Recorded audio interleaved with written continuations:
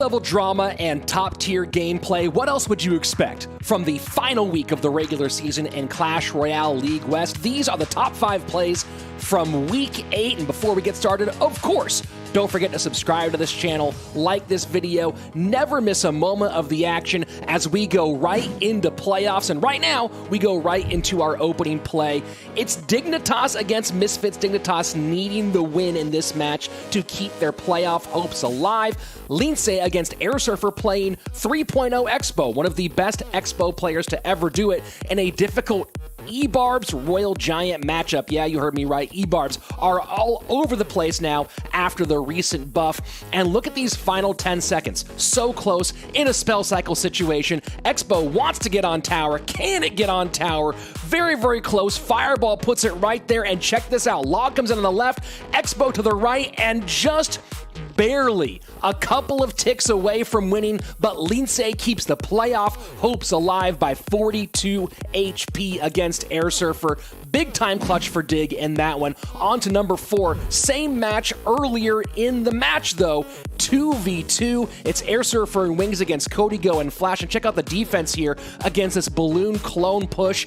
Easily cleaned up, and now the pressure on the right-hand side and some beautiful opportunistic geometry with that Magic Archer. And when the pigs come down, that's way too much fireball value. Codigo and Flash had to spend it there, but what does that mean? Well, we're in a spell cycle race, boys. That means they cannot beat the foot race on the left-hand side. Air Surfer and Wings with a huge come-from-behind victory. Heads up, high-tier gameplay in the 2v2. On to number 3, Sergio Ramos against Razor. Razor, the King Killer, going to set up a nice sequence here. P.E.K.K.A in the back, Fisherman up front. Sergio Ramos goes to engage on the right-hand side, but check out the cycle work here from Razor, because as that goes through, he gets back to another Mama P.E.K.K.A. Sergio Ramos was not expecting that. Look at the body language on the left. He's going, okay, oh no, okay. And watch this Fisherman just go to town, bringing stuff in for Mama P.E.K.K.A. over and over, feeding her elixir, feeding her troops. You know, they say, if you give a man a fish, he'll eat for a day, but if you teach a man to play Fisherman, he will eat all of your troops in a 5-minute matchup. Here we go, on to number 2. Javi Couture making a rare appearance in 2v2 because, of course, SK Gaming has already clinched that number 1 spot at this point. And look at the defensive freeze on the right from Team Liquid. Javi might not be a 2v2 player, but he understands as well as anyone when your opponents overspend in the right-hand lane, time to double down with your teammate in the left. Hog Rider comes in, Lumberjack comes in, Musketeer stays on the board, Freeze gets it done. Javi and Morton get a nice win there to cap off the season. On to our number 1 play, Pompeyo of Chivas Esports, one of the most popular ladder players of all time, playing the Pompeyo deck. Balloon, Miner, left-hand lane, Miner comes in onto that Hunter, a zap to retarget, Balloon sneaks right on through, Fireball not gonna be enough, and Diego E knows he got. Nice play. Let's go ahead and look at that one more time. Nice, zoomed in and slow to see Pompeyo doing what Pompeyo does. The Miner comes in, the Hunter was on the balloon, but the zap for the retarget. This is what he's known for. This is what he does well. A fan-pleasing moment in the last match for Chivas Esports in our 2020 fall season. I hope you guys enjoyed all of the top 5 highlights from the regular season this year. And of course, if you like CRL, hit that subscribe button. Make sure you're here for the playoffs as our top teams fight for a chance to go to the World Finals this December in Shanghai, China.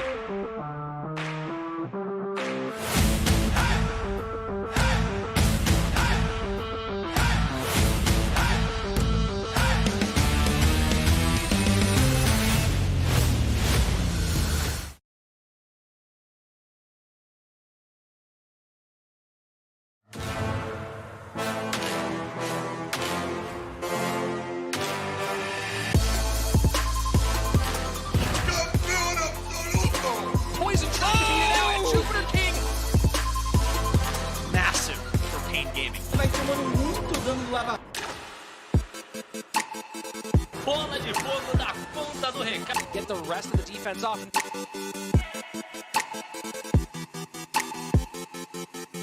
Oh my word! Perfeita.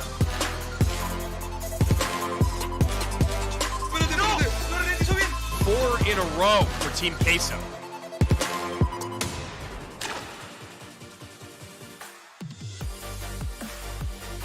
It's semi-final Sunday, and we have 4 teams vying for a shot at being the Clash Royale League Fall Western Champion. Will it be the high-powered team of all free agents assembled from the biggest names throughout the world? Will it be the homegrown squad built from within a system designed for Clash Royale? Will it be the team of rookies continuing their Cinderella story, or will it be the former Western champions looking to grab one trophy on their way to a world championship? Hello and welcome. I am Rich Slayton. As always, my friend Andrew Guy right next to me to talk you through all the action of this great day of Clash Royale League.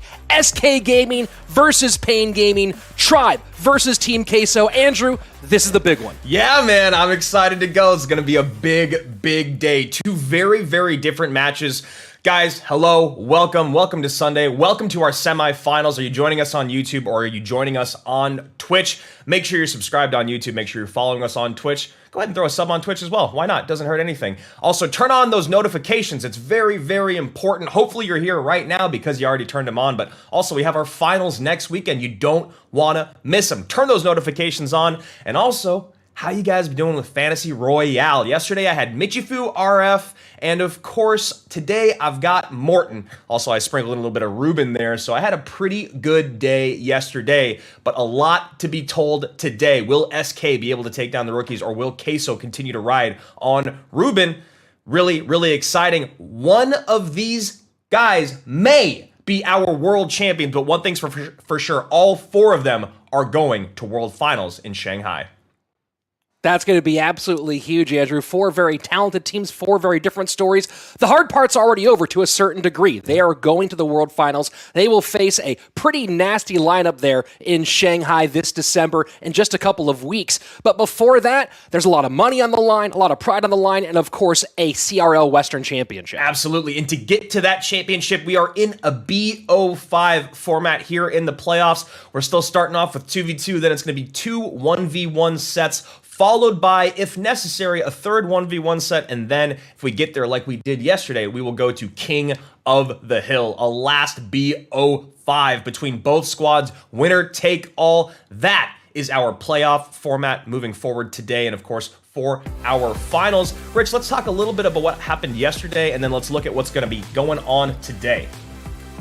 Yesterday, one of the best matches we've had here in CRL West. It was Space Station Gaming against Pain, and Pain turning things around, winning back-to-back sets in the 1v1 4th set, and then a King of the Hill sweep by Wallace to put the rookies all the way into that semifinal. And on the other side, Team Queso triumphed over Cream Royale Betis with a bit of a surprise win in 2v2, and then Ruben doing what Ruben does, continuing to be the best player in the league. Yeah, it's going to be very tough for them to pull off that 2v2 win again today with how strong Tribe is. But first up, we've got SK and Pain Gaming. Number 1 versus the Cinderella squad. 2 very different teams when you started looking at this season. But of course, when you look at their 2v2, that's where things start to get much more even. The 2 best 2v2 squads in the league are facing off today. Sam and Morton, 82%, and of course, Pain Gaming just below 80. Let's take a look at our predictions. No surprise here, Rich. Yeah, everyone picking SK in the first one except for the Brazilian casters. Bruno and Deco going with Pain, and on the bottom side, everyone going Tribe. And I don't think this is an indictment of either of the 2 teams that aren't being picked. It's more of a conversation about how good SK and Tribe are, and more importantly, how hard it is to prepare for 2 BO5 sets in back-to-back days over the course of the weekend. Maybe we'd have a more even split if all 4 squads were coming in completely fresh, but with Pain and Queso coming off of arguably the more important match, the qualifier for World Finals, it's a really hard lift for them if they do win today, it's a huge upset and a great feather in their cap. Yeah, it really does feel like we'll have two big upsets as a possibility today just because Tribe and SK have been so strong. And getting back to SK versus Pain, #1 Cinderella squad, they have truly turned things around on Pain Gaming with their 2v2. And then yesterday, Wallace stepping up with an incredible King of the Hill sweep. Well, it's a story of two different organizations. SK's always been at or near the top, in championship matches over and over again. Pain Gaming, their first time in playoffs, first time going to World Finals. This is going to be a great one. Let's jump into it. SK Gaming, our leaders, against the all-rookie squad, Pain Gaming. Recuerden que en la temporada regular se enfrentaron a estos dos equipos y le ganaron con un Morton gigantesco en el 2 contra 2 y después terminando de llevarse a dos jugadores en el rey de la pista ganando 2-0.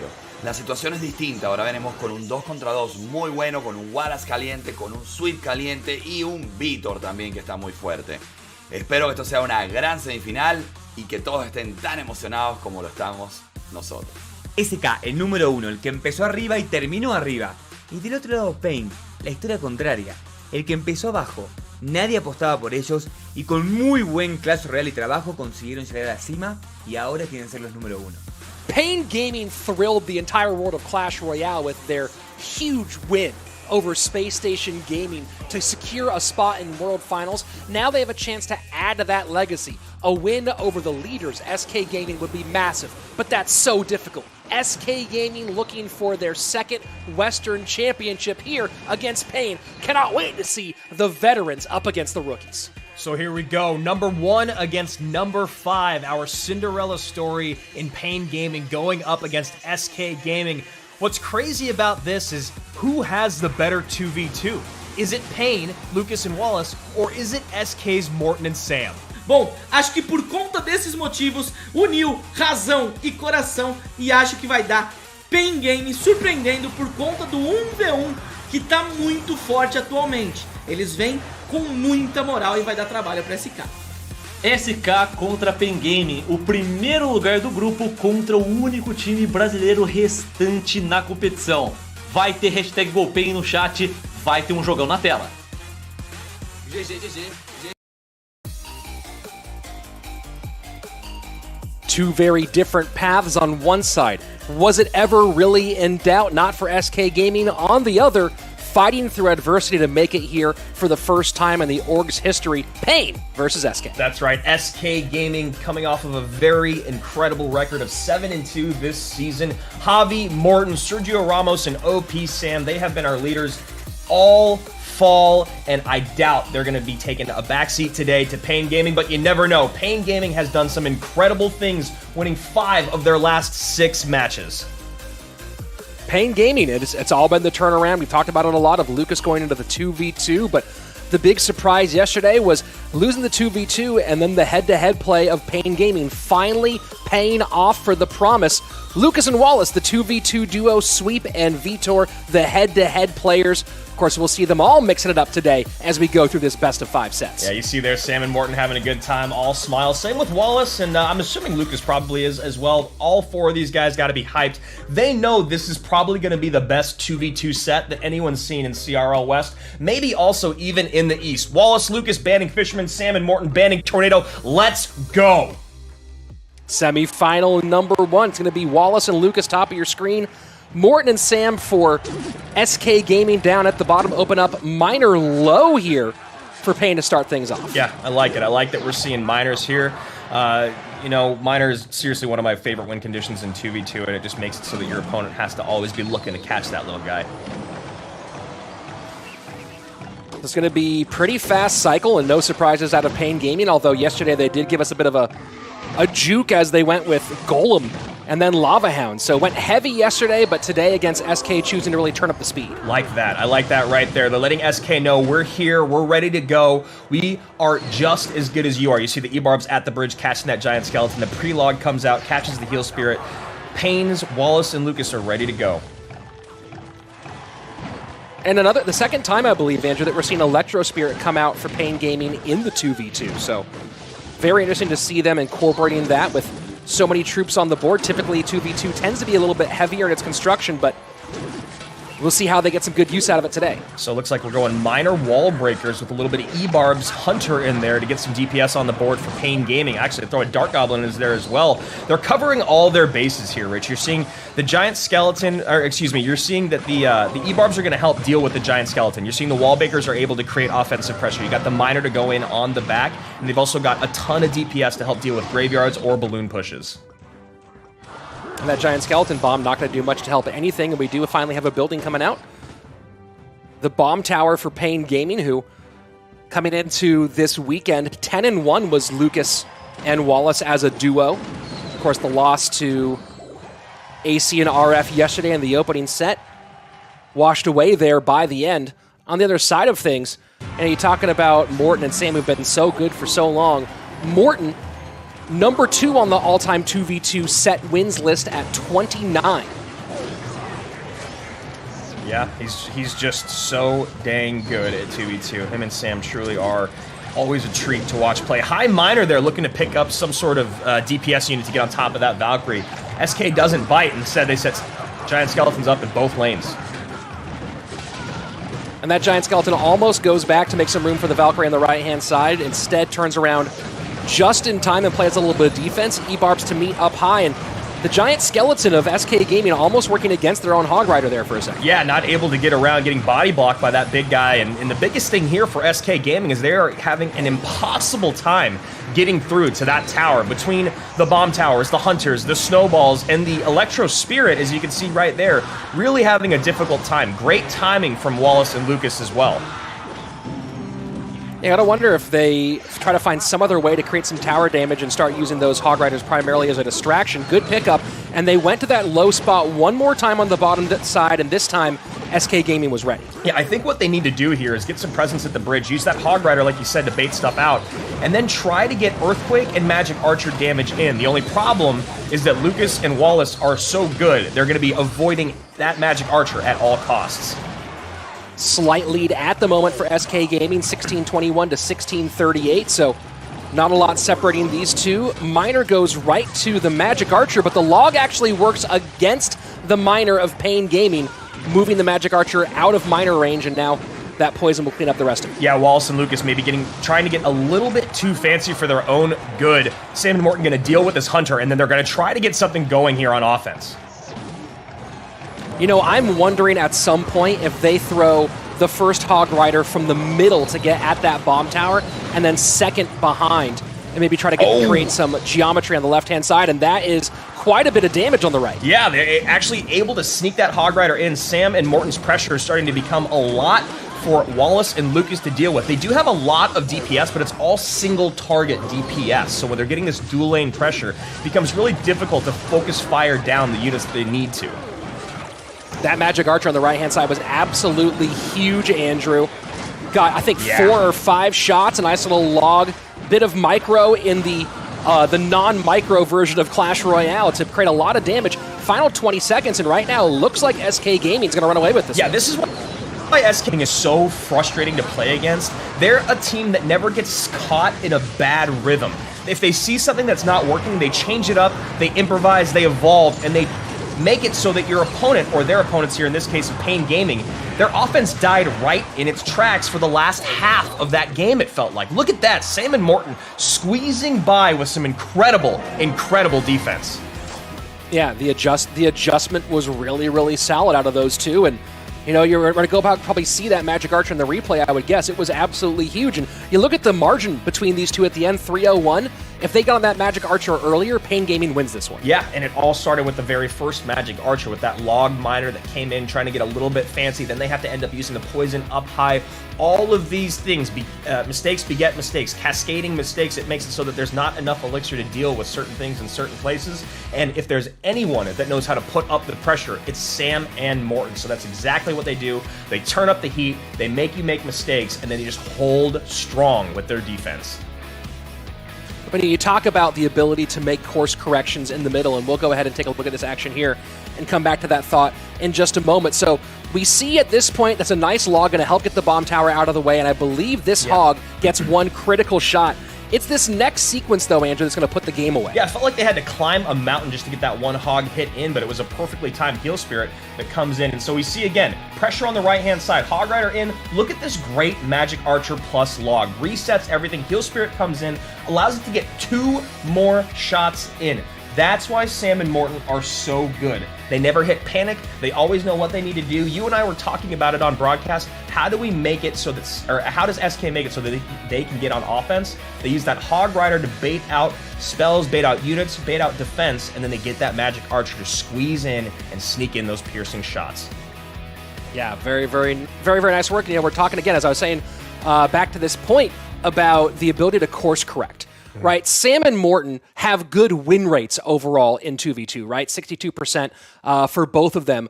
But when we talk about the set wins, Morton tied career-wise overall at 35 with GodRF for the most set wins throughout all different sets in the game. And Sam is number 4 on that list at 27. Both of these guys, and when you talk about set wins outstripping your game wins, what that means is that no matter what, in a best of 3, when you lose a game, you're not worried about losing the set. You're someone who is able to make adjustments going into game number 3 or going into game 2 if you're behind. And that's what SK Gaming is great at. Yeah, we'll see a lot of the best 2v2 squads, and I think SK and SSG are 2 of the great examples of losing a game in that 2v2 set, seeing what their opponent comes out with first, seeing the way that their opponent wants to play that day. Are they playing aggressive? Are they playing more passive? What kind of win conditions are they favoring early on? Then let's adjust our decks, let's adjust our play style, and then move forward from there. As you saw, again, in that game, it felt like Sam and Morton were kind of playing from behind for about half of it. But then all of a sudden, before you noticed it, you just recognize they keep getting chip damage on that right-hand tower, and Wallace and Lucas just cannot get through it. As much as I love Miner as a win condition in 2v2, you really are putting yourself in a tough spot because that's the best way to get damage on tower. So let's hop into game number 2 here and see if Pain Gaming switches it up, maybe gives themselves a little bit of a more favorable win condition that can do a little bit more damage. And here we go, looking like it's going to be quad bait out of Sam and Morton, and a little bit of cheeky opening there, feeding both a Valkyrie and a Hunter. Yeah, and I wonder if Lucas and Wallace are expecting this, as Sam and Morton do really like to go quad bait after picking up game number 1. They do vary up their strategy quite a bit, so it's not as simple as that, but it is something that they have done many times before. That's a good double-duty bomb tower there, right? Yeah. You're going to get 4 to counter 6. Nice work out of Pain Gaming. Yeah, and you can see the elixir on the screen as evidence of that great play. In 2v2, at the moment as a duo, Lucas and Wallace are at 79% on the season, even with the 2-1 loss yesterday to AC and RF. Very impressive overall. 5 sets won, only 1 set lost. On the other side of it, Morton and Sam at 73% on the season, 7-2 in sets. Yeah, just incredible. Well, it gets even crazier, Andrew, when you start adding in the head, if you go for the overall win rates. Morton right now, overall win rate on the season is at 76%. There are not a lot of guys ahead of him on that list for the season, and one of them, of course, is the great Ruben. He's just unstoppable. 2v2, head-to-head. We know we're going to see him in one of those 1v1s today. It'll just be about who he matches up against. And right now, Sam and Morton behind again in this 2v2 early on. Not something that you want, or a position you want to be in, playing quad bait, but the other thing is quad bait can catch up very, very quickly. Snowball on one side for wall breakers, log on the other for that skeleton barrel. Valk should get far enough in front of that Hunter to not get the splash. No, didn't quite get there in time, so a bit of a missed time out of Pain Gaming, and that might be the kind of opening the SK needed. Yeah, high bomb tower here actually still going to help out with the Mega Knight on those E-barbs, so not the best use of Elixir for Sam and Morton, get that Mega Knight up that high, but still in range of the bomb tower.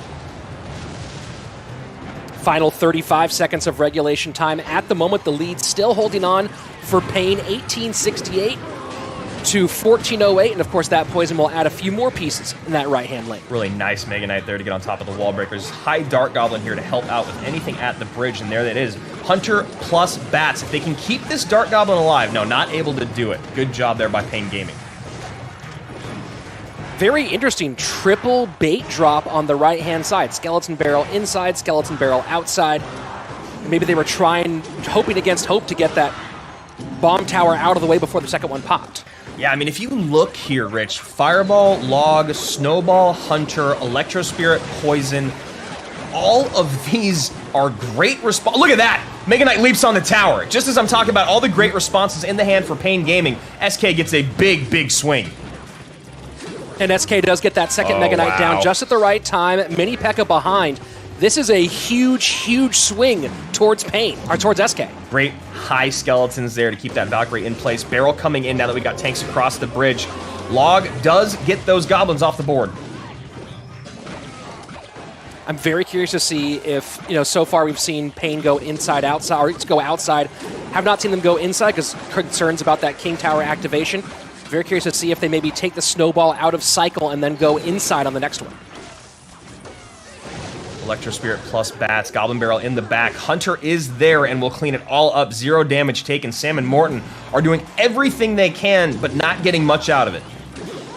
Final minute, triple elixir, double drop to pick up the miner. Neither one of those two drops pick it up as the miner goes to the high inside spot. 49 seconds left. Let's see if Pain Gaming can hold on and send us to number 3. Goblins to the outside, Log out of cycle. Goblins high inside, and they do get a couple of stabs. Timing off by just a half second there, but still beautiful execution by Sam and Morton. 385 in, Snowball in, Poison on. Everything ticking in, Miner still there. Pains, Wallace, and Lucas evening things up. Very, very nice work out of Wallace and Lucas. The matchup was very nice as well, but Morton and Sam were just not able to get the pieces they want out of cycle for the defense of their opponents. Yeah, and there was a couple moments there where they were given too much value to one spell. You saw that great double barrel late game. If they would have gotten that second barrel in maybe a half step later, or yeah, I think that's really the only way to do it. It would have missed that first log and we would have gotten just a little bit more damage from those goblins. But truly, I think if you look at the decks here, Lucas and Wallace were looking for this matchup. Yeah, no, this might have been what they were looking for in game number 1, and it was a good deck selection from Morton and Sam. Maybe they were thinking that Lucas and Wallace wouldn't double down in game 2. Instead, they went ahead and did it, and there was a moment there where it felt like Morton and Sam were to take control of the game, but the Brazilians did lock things down very well and make sure they didn't lose focus in those key moments. Yeah, it was really just that one Mega Knight connection that made it look like this game was much closer than it really was. You see here, Mega Knight leaping in on that miner, Goblins to the back, Valkyrie's caught behind, as is the Hunter. That's why we get the damage in. Poison comes as well with that Hunter shotgun shot, and all of a sudden it felt like Sam and Morton were going to be in this. They maybe even win this, but Pains, Lucas, and Wallace just really, really doing a great job with these bridge battles, doing a great job contesting the DPS of Sam and Morton, and of course, keeping that Mega Knight at bay. Well, the great thing for this from a matchup perspective on their side as well is as we get into triple elixir, they know there's literally 0 chance of them losing a spell cycle race. Yep. They have Fireball, Poison, Snowball, and Log, and their opponents have 3 of those 4, missing one of the 2 big spells. Exactly. So they know they're not going to lose that. It's just play good defense, don't let damage get on tower, and keep yourself just enough ahead, and you're not going to have any problems in those final stretches. Yeah, and when your opponent's biggest guy is the Mega Knight as opposed to something like a P.E.K.K.A., it makes it so that those bridge battles become exponentially more winnable when you look at the composition that Lucas and Wallace had. You don't need a ton of small units to soak up those big shots. A Valkyrie plus a DPS unit like a Dark Goblin or Hunter is really going to help keep that Mega Knight in place. So let's go to game number 3 now and see what decks these guys come out with. Sam and Morton may be getting caught in game number 2 by the analyst of Pain Gaming. Yeah, and Pain's been good at that this week. We saw that yesterday with their matchups against Space Station, and same thing today. I know that there's been Pain, at least in the head-to-head play, there's been some discussion back and forth about maybe how outside of the realm of common decks you go. We'll see if they get into that in the head-to-head play, but so far their analysis team definitely earning their money this weekend. Yeah, and it looks like we might be going back to a match or a game number 1 rematch here, if I'm not mistaken. I see Miners and Wall Breakers again. We're seeing Giant Skeleton, Lumberjack, Magic Archer, Hog Rider from SK. So we might be seeing the same thing we saw in game number 1, which did go to SK by just a bit. Yeah, it's very interesting when you talk about 2v2 in the best of 5 format, right? When you're talking about it in the best of 3 format, you can really prep 3 2v2 decks. And as a King of the Hill player, since you're not playing in 1v1, you're able to prep 2 or 3 head-to-head decks and not really think about that weight so much. But when you're talking about a best of 5 where you think you're going to play a 1v1 set and then maybe King of the Hill, the number of decks you have to prep goes up, so it's not surprising to see these 2v2 duos essentially running 2 decks over the course of this set rather than running 3. Yeah, that's a strong point you make. I mean, it is not easy to just pick up these decks and become as good as these 4 gentlemen are in any competitive play. I mean, talking with AC last week, he was talking about how much time he spends just building decks, trying them out, watching them fail, and then adjusting. Final 15 seconds before double. At the moment, it is SK Gaming in the lead. Lumberjack comes back around to pick up the miner as we go into double elixir time. Yeah, both these squads playing real quiet, real slow here, and I think this is a bit of a tribute to how well SK played in that first game. Maybe Lucas and Wallace getting a little excited in game number 1, now slowing things down, slowing the pace a little bit, and looking to pick up some of these connections with the miner on the left-hand side. This is really small, Andrew, but that timing on the Hunter with the left-hand side, just waiting long enough to make sure it targets the wall breakers as opposed to targeting the miner. It's a very important but key element to play in this game correctly. Yeah, I think it's really important that you also pointed that out, because it's something that a lot of people at home may not even notice why that interaction goes so poorly for them and so favorably here. Miner trying to protect the Hunter on the right-hand side. Giant Skeleton, though, will make that Miner kind of a moot point.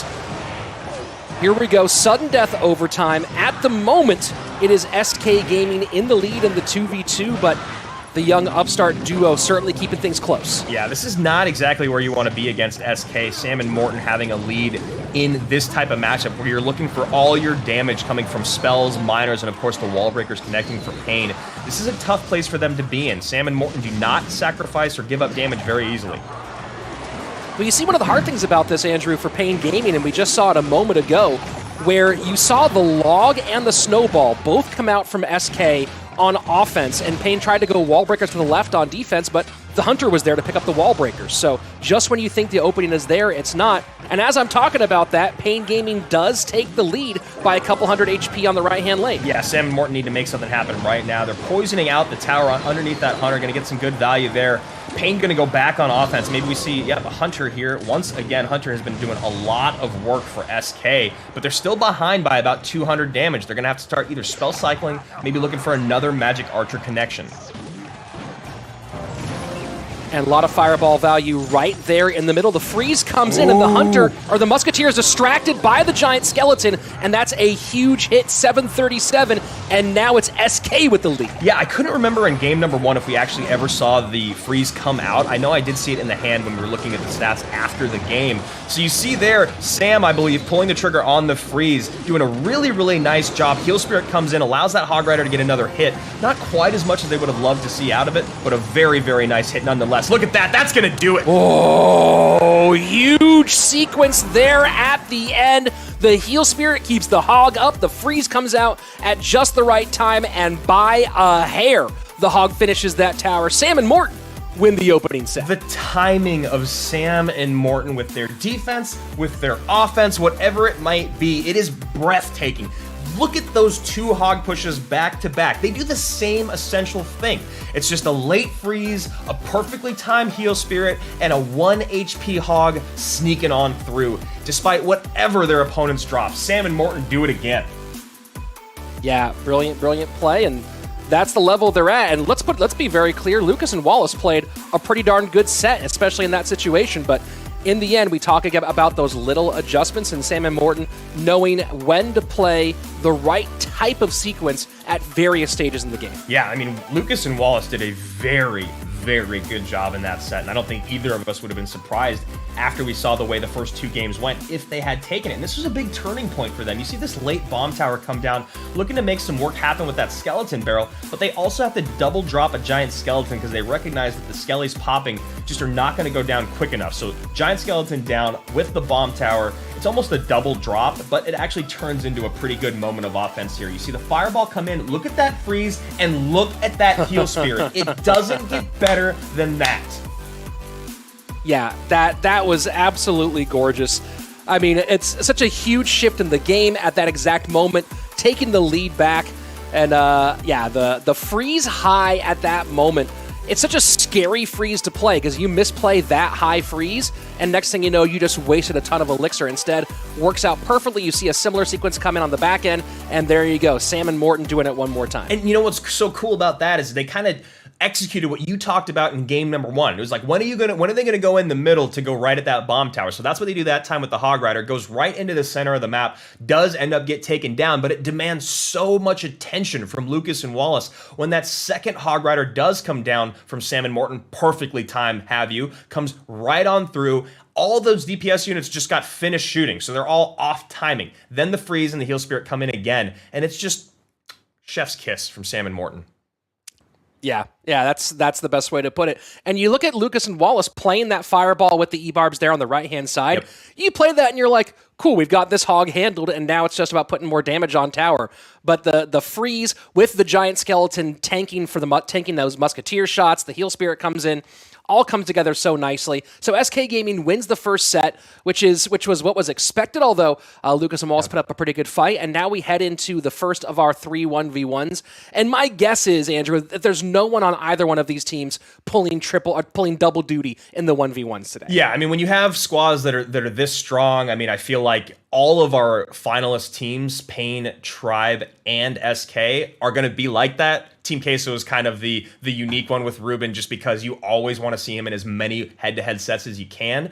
I imagine we're going to see Javi first here from SK Gaming. I think they want to come out and get as many wins as they can. They don't want to go to the 4th and 5th set. They don't probably feel like they need to if they strategize correctly through these first 3. As he said, SK was expected to win the 2v2, but Javi is also expected to win his 1v1 set. So that becomes a moment of Pain Gaming wondering, where is Javi going to come out? How do I strategize against him? Who has the best matchup, if anyone? And how in the world do we get one of these first 3 sets off of SK Gaming?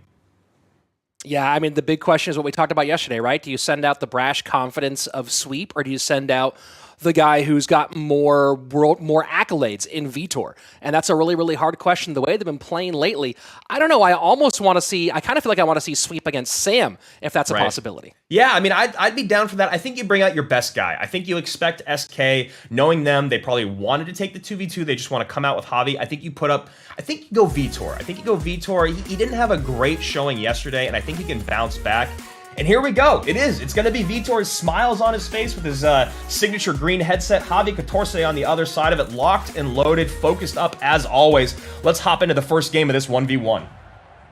Yeah, I think this is the right call going Vitor. He's been recently in particular in more situations against players of this caliber with some of his tournament wins as of late. So I like the call, and just from a fan perspective, the idea of we could potentially see a Sam versus Sweep matchup does really tickle me. Yeah, that should be a lot of fun. Maybe we'll see that in our second 1v1 set. And yeah, man, Vitor is a guy that, he came out, took down Flash and Codigo when they played Dig, and then after that, when they played Queso, he did get the sweep. They did beat Team Queso. IMJP, Ruben, and Kuchi all fell to Vitor. So this is their guy. And if anyone can beat Javi for Pain, it's got to be Vitor.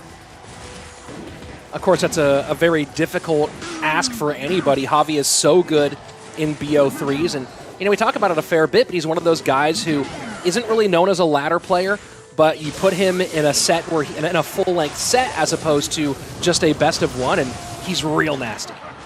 Yeah, and you see that snowball coming in, Javi throwing out the oops, thinking his Electro Wizard was going to stay alive. That would have put it back in attack range. So an early mistake here from the SK Gaming representative, and Vitor going to take advantage of it as best he can here. About 12 Elixir coming across the bridge.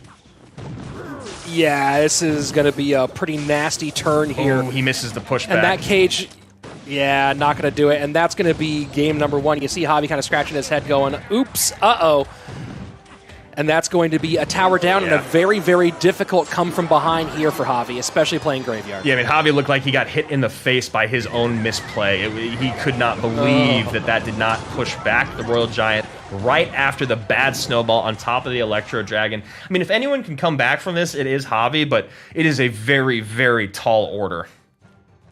Yeah, and, you add in a King Tower activation for Graveyard as well, and things just not quite going the way of the head-to-head specialist Javi Couture. Although we talk again about the ability to bounce back, the ability to correct, and we're talking about those guys who have most set wins, 24 career set wins on a 61% win rate. So this is another guy who is very, very good at winning a best of 3 in a full 3-set match.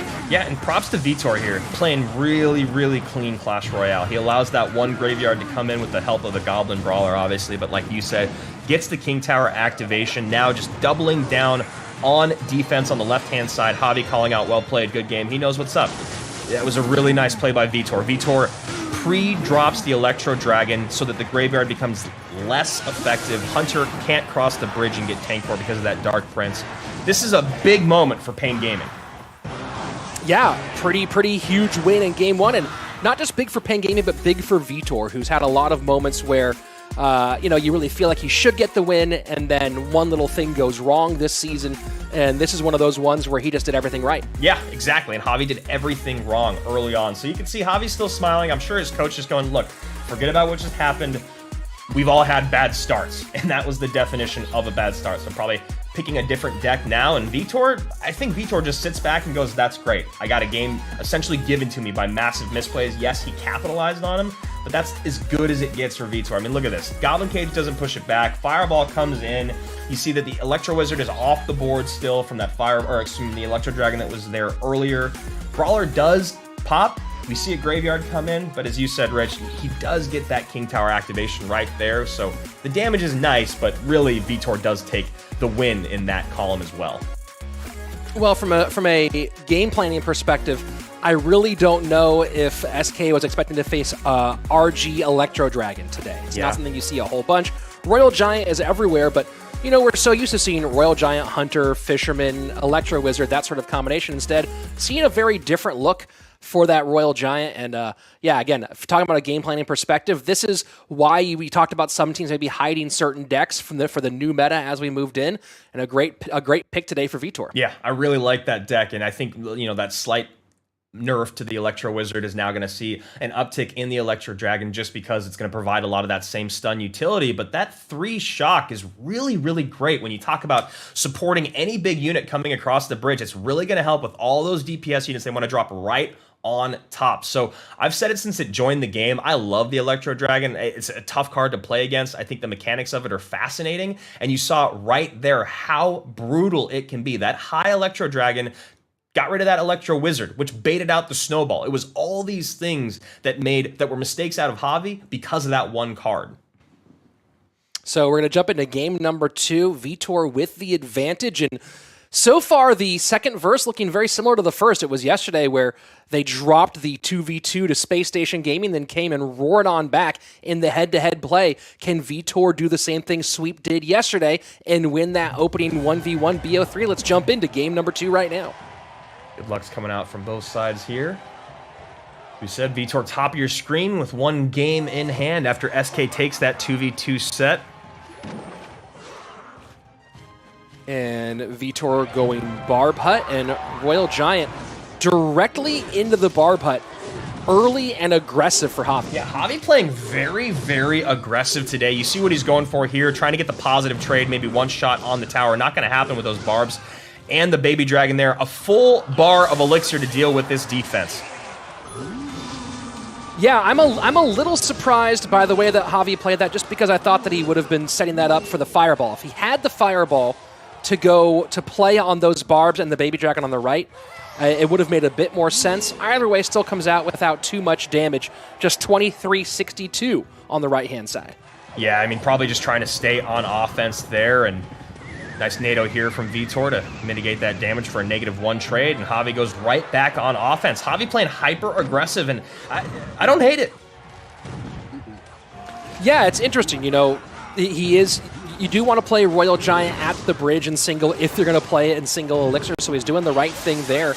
And it's very curious. Javi's good at mixing up pacing, and we're seeing him go pretty fast today, and maybe it's because he wants to get as much damage in single as he can before this deck starts to pick up speed in double and triple elixir. Perfect timing there from Vitor. On that Battle Healer, doesn't trigger the Royal Ghost until after the Princess Tower's on the Electro Wiz. Battle Healer stays alive. Both the units go down. Great mitigation. Javi, though, not giving him a moment to breathe. And It's looking like some stinky cheese up in here.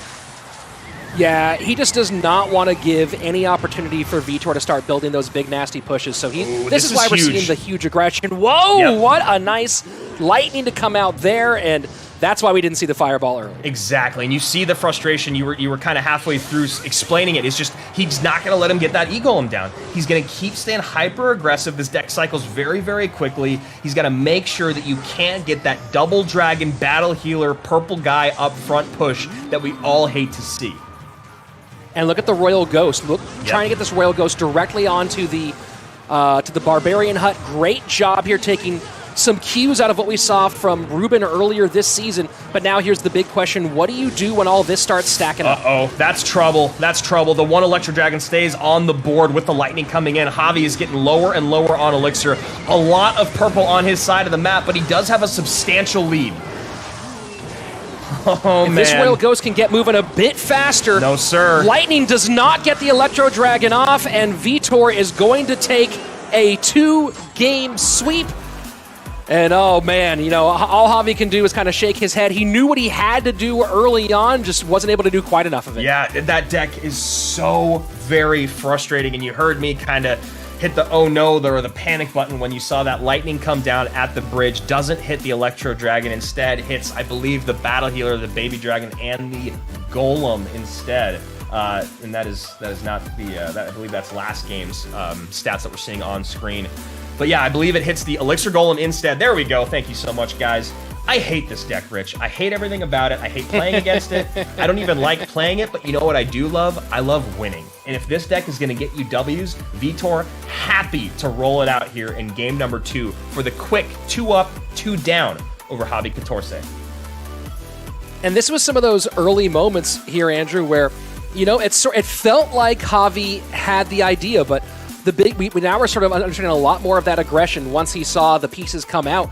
That Javi was just going, I need to try to win this thing before the Elixir starts stacking up. And this was a really good opportunity. You see the NATO played. That means Elixir is very, very low. Lightning comes in, and this was just one of those moments where you started to feel like Javi could get it, but as soon as double hits, Vitor's deck just gets so much more dangerous. Yeah, and there's that lightning right there. Yep, Battle Healer, Elixir Golem, Baby Dragon, Electro Dragon untouched, Hunter up high, but that Hunter is going to do nothing when you get NATO'd all together with both those dragons right there. Another high Hunter to help out, but a brilliant heal spirit by Vitor. I mean, these are the other things that are important to recognize. Yeah, you and I will give this deck a really hard time, but you still have to play well with it to beat someone like Javi. And by the way, this is the first person this season to 2-0 Javi Couture. So Vitor coming out first for Pain Gaming, doing an incredible job and evening things up. I mean, we're back to 0-0 as we enter set number 3. Yeah, no, very, very nice work. So now we move on to a BO3 sets from this point onward. And yeah, you got to wonder now, what does Pain have up next?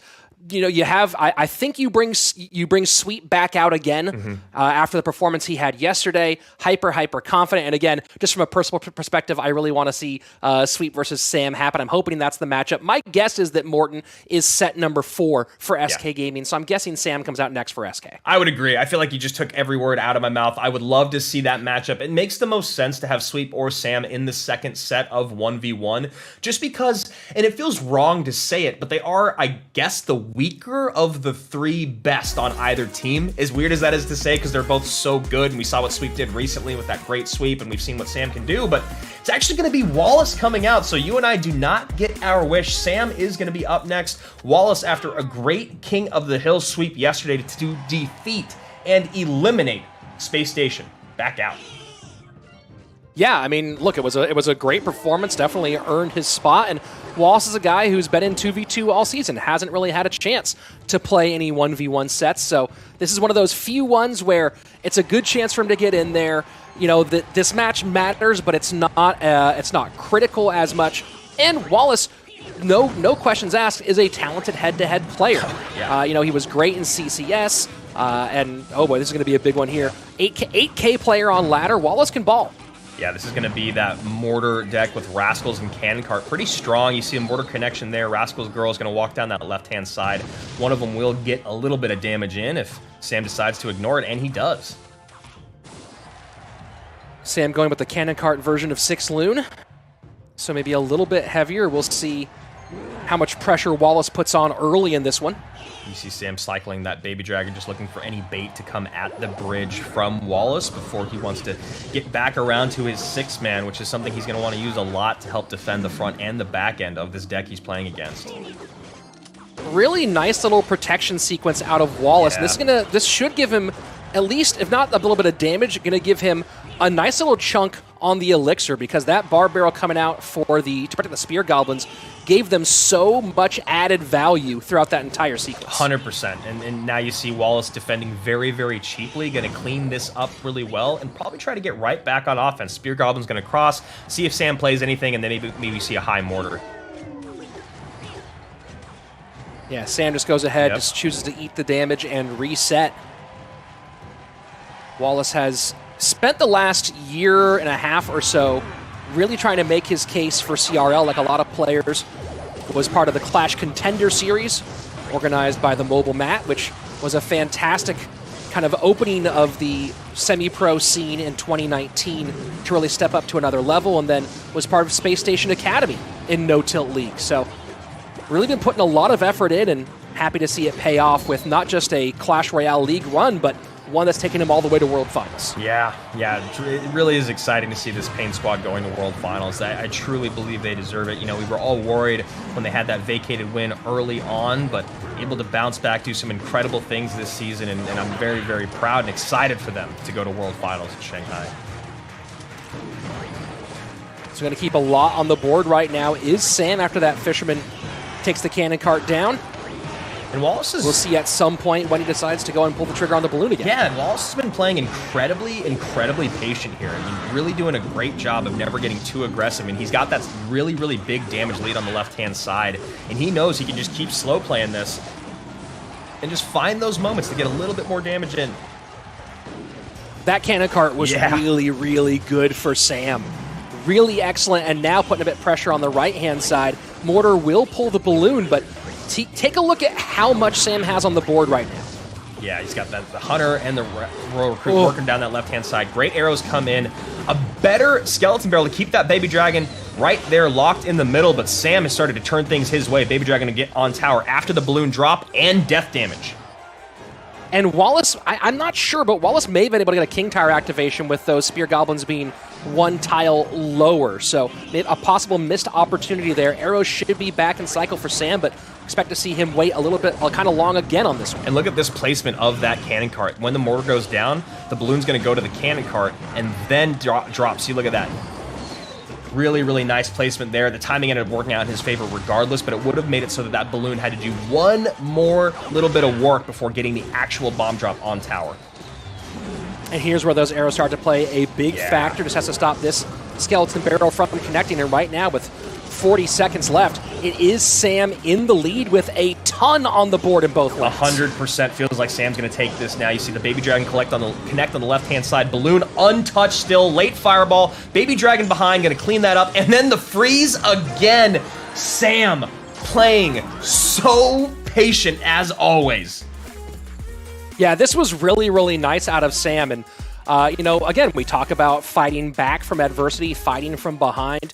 And Sam has a long time been a really, really talented Clash Royale player. He has a first place finish on ladder, and he's a guy who you've seen improve from being an interesting, creative player, the mad scientist, as he was dubbed in 2018, to becoming truly the next level elite. And a lot of that has just been the maturity growth. And one of my favorite things about Sam is he's like, I'm still gonna play my game.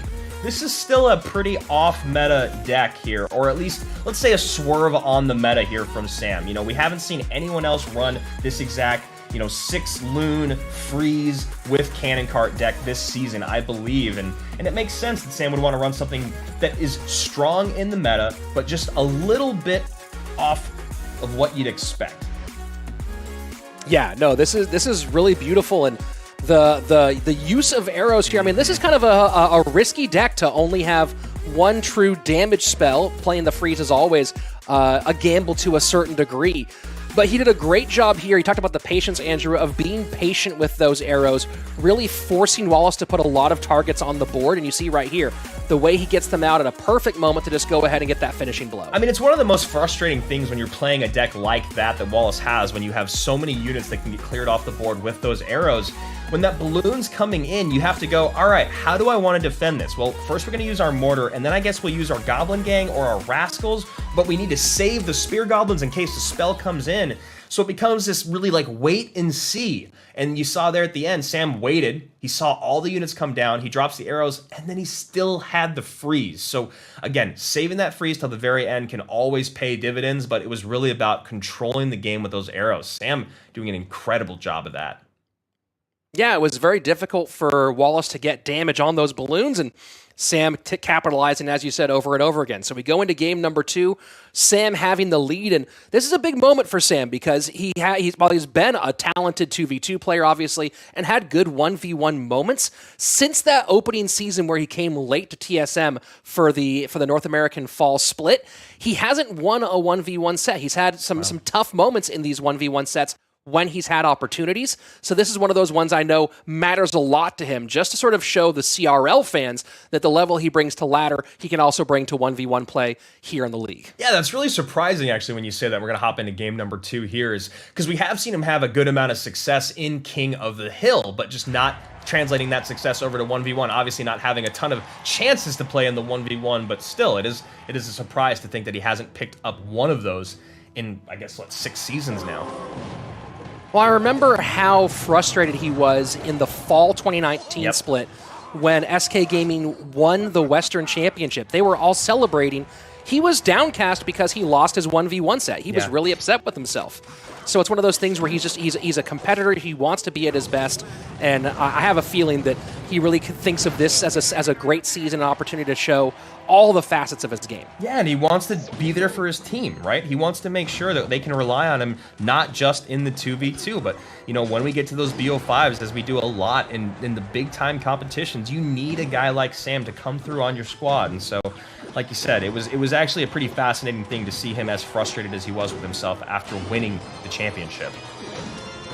And that Mega Knight super tanking for the graveyard. The skeletons.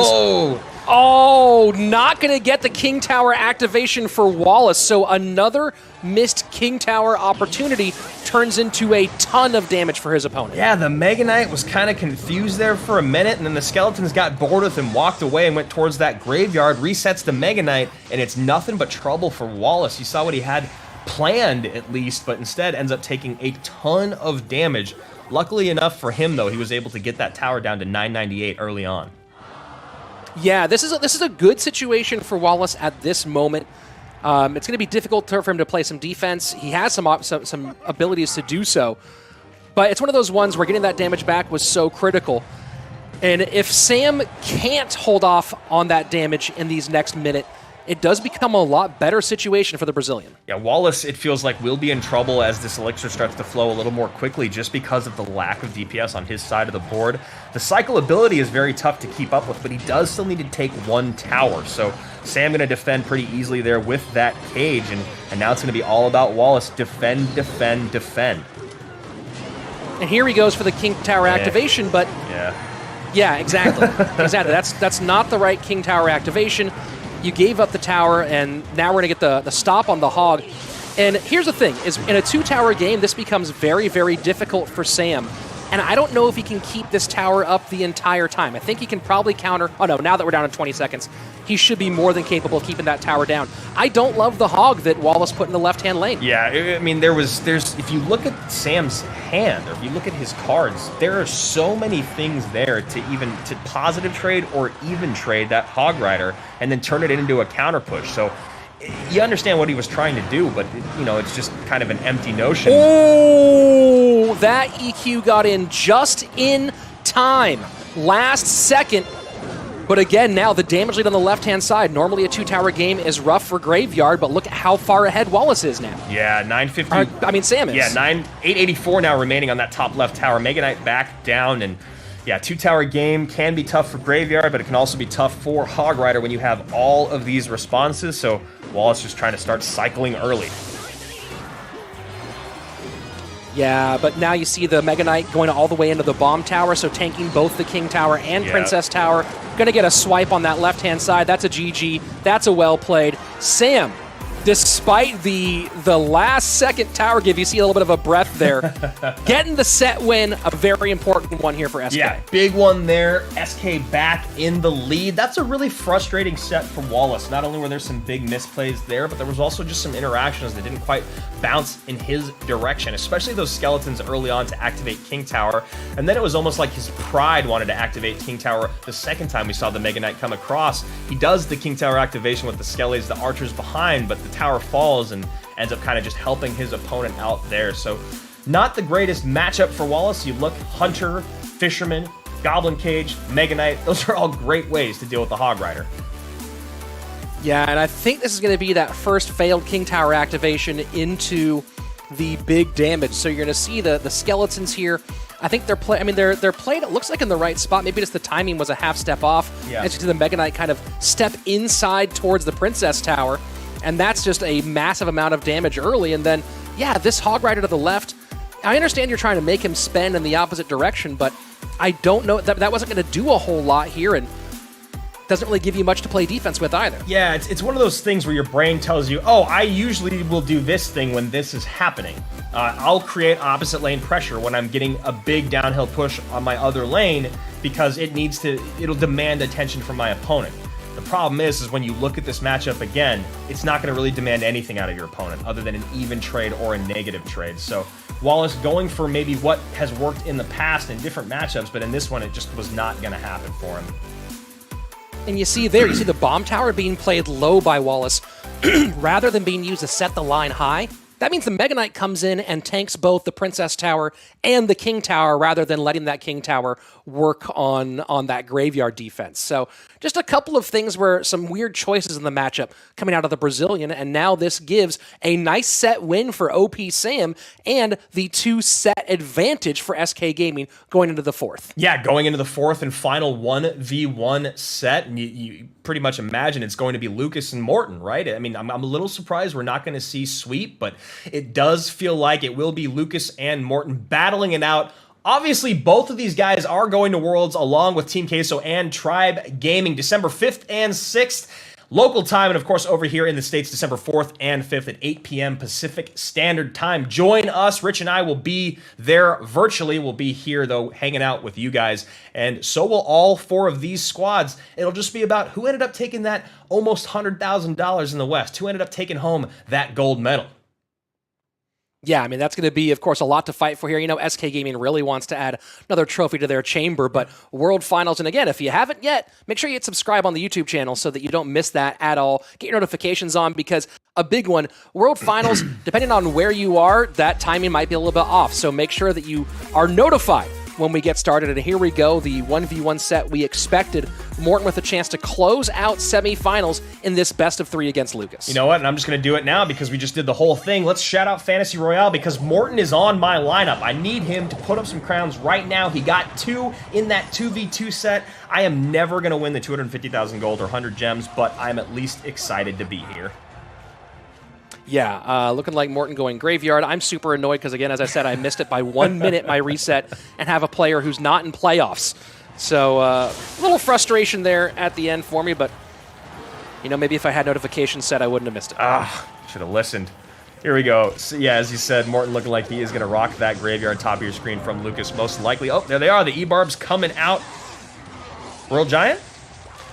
Yeah, it feels like it's going to be RG E-Barbs, and this is one of Morton's favorite decks on his side of the board, so very interesting matchup here between these two. First minute away, and so far, no significant damage, just about 90 HP hit on the right-hand side of Lucas's board.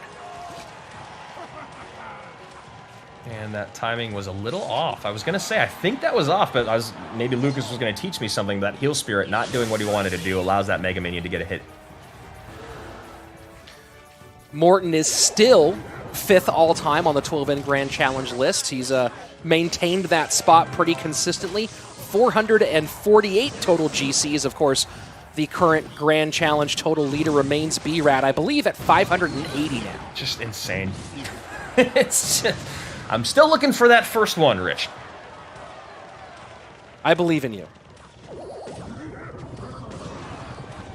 So as we get closer to double elixir time, no one has really taken a super aggressive step yet. The Royal Giant, the most significant offensive attempt made by either player so far, and as you can see, not much to show for it. Yeah, beautiful timing on that bar barrel. Just hits that heal spirit at the peak of its roll and pops out. Electro Wizard has to come out in response. Doesn't want to take 2 more hits from the Barbarian, as you saw happen earlier on from Morton.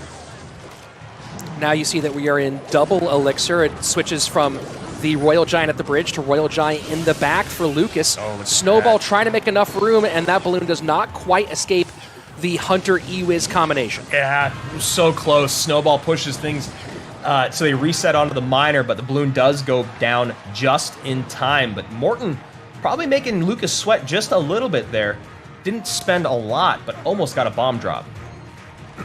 We saw a fair bit of this deck yesterday, Andrew, and you know, with the snowball use, we saw it used both effectively and ineffectively, and the big difference was whether or not you had another troop to pick up the attention of the Hunter or the E-Wiz when you did get that snowball in. So we'll see if Morton can find ways to get that second level of distraction as he goes for those big-time balloon pushes. Yeah, and Morton looking like he was getting a little overwhelmed. They're able to defend, but an RG is on the board, and they have even elixir. So Lucas up about 6 right now. Way behind right now is Morton. You see him cycling the miner in the back. It's easy to just hold strong the best he can against this one, but this is going to be a tough out for him. Yeah, and that's a really smart play, you know, for you guys at home watching. If you feel like you're stuck and you know a big push is coming down, a lot of times you'll want to send in that miner just to maybe get something out of your opponent, but cycling it on defense, he's got a good tank ability to him. You got to use him. That defensive sequence Morton just put up in the middle was absolutely gorgeous. The bar barrel came out, didn't get the heal spirit. The snowball did, popped it into the Barbarian, and then he stuck all that right in the middle for the bomb tower death damage. Very, very nice out of Morton. Yeah, and that's something you have to do if you're going to play bomb tower as you're building. You have to utilize that death damage. You have to go out of your way to make sure units stay in it, in that radius, to get that damage down. Interesting here, not going to worry about the heal spirit this time is Morton. Instead focused, of course, on the Royal Giant on the left-hand side. Elite Barbarian not going to get away. The Knight does come out at the end to pick up that extra damage, and as we go into the final 35 seconds, it has been all Lucas on offense. Yeah, I mean, Morton going just for straight minor chip damage to win this game is going to be really tough when you're talking about playing against the win condition of Royal Giant. You talk about Royal Giant getting to triple elixir with lightning. Really, really difficult. So now the balloon finally coming down again for Morton. It's almost like you forgot he had it, and it's cruising right on through. What a gorgeous, gorgeous play out of Morton. The lightning trying to finish things off. That's not going to do it. Morton comes from behind, and that sequence at the end, you saw him eat the damage on the right-hand side, make the calculation, push on the left. Beautiful play by arguably the best in the world. Pray to whatever German god just did that for you, Morton. You saw the little look up right afterwards. That was an incredible, incredible sequence. 100 HP remaining on that right-hand tower. A late lightning coming in after the Royal Giant. Morton doesn't blink. He goes heavy on offense. Second balloon down after the first drop to win the game. That was magnificent. We got to look at it in the replay, and I feel like Morton can't even believe that he was able to sequence that, but I've told this to you before, Rich, the guy never gives up. Yeah, I mean, that's what we've seen about him for now coming on into 5 seasons of Clash Royale League. He is so good under pressure. I'm a little curious about that lightning out of Lucas. I think that lightning might have saved the game for him if he'd put it on the left-hand side. We'll go ahead and jump into the replay here in just a moment. And this is one of the earlier sequences where I believe this is a lot of damage coming in from that Royal Giant, or this might be the defense from Morton. This is the defense, because I remember I was talking about the minor cycle early. So check this out. Bar barrel in early, snowball up high, bomb tower there to help out. There's the death bomb with the Knight. Boom, blows up those 2 units. Second Royal Giant comes down. This is a brilliant high bomb tower. Yes, the E-Barb gets a little bit of damage on the right-hand side, but that's not what Morton's worried about. He's worried about everything coming in on the left towards what was originally his weaker tower. That was some stellar defense. Now let's look at another great defensive sequence that's going to turn into a game win for Morton. Yeah, you see the lightning come in here, and you go, oh, this is the win for Lucas with that lightning with the Royal Giant on the right-hand side. Now watch this cycle that comes back around on the left. The snowball, of course, coming in, and again, with troops to distract. That's the big key here. But check this out. Lucas is going to come back around, and as that balloon is hanging out on his tower, gets its first shot, what does the lightning do? It tries to get more damage on the right-hand side rather than play defense here. That gives up a second balloon shot. That lightning comes out on defense, and I think that Lucas might be able to hold on for the win. I mean, it doesn't even need to be a lightning, right? It could have even been like an Electro Wizard on the balloon and then maybe a unit up high to catch the E-barbs, but it did feel like Lucas just kind of hit panic in that moment and just goes for the offensive lightning.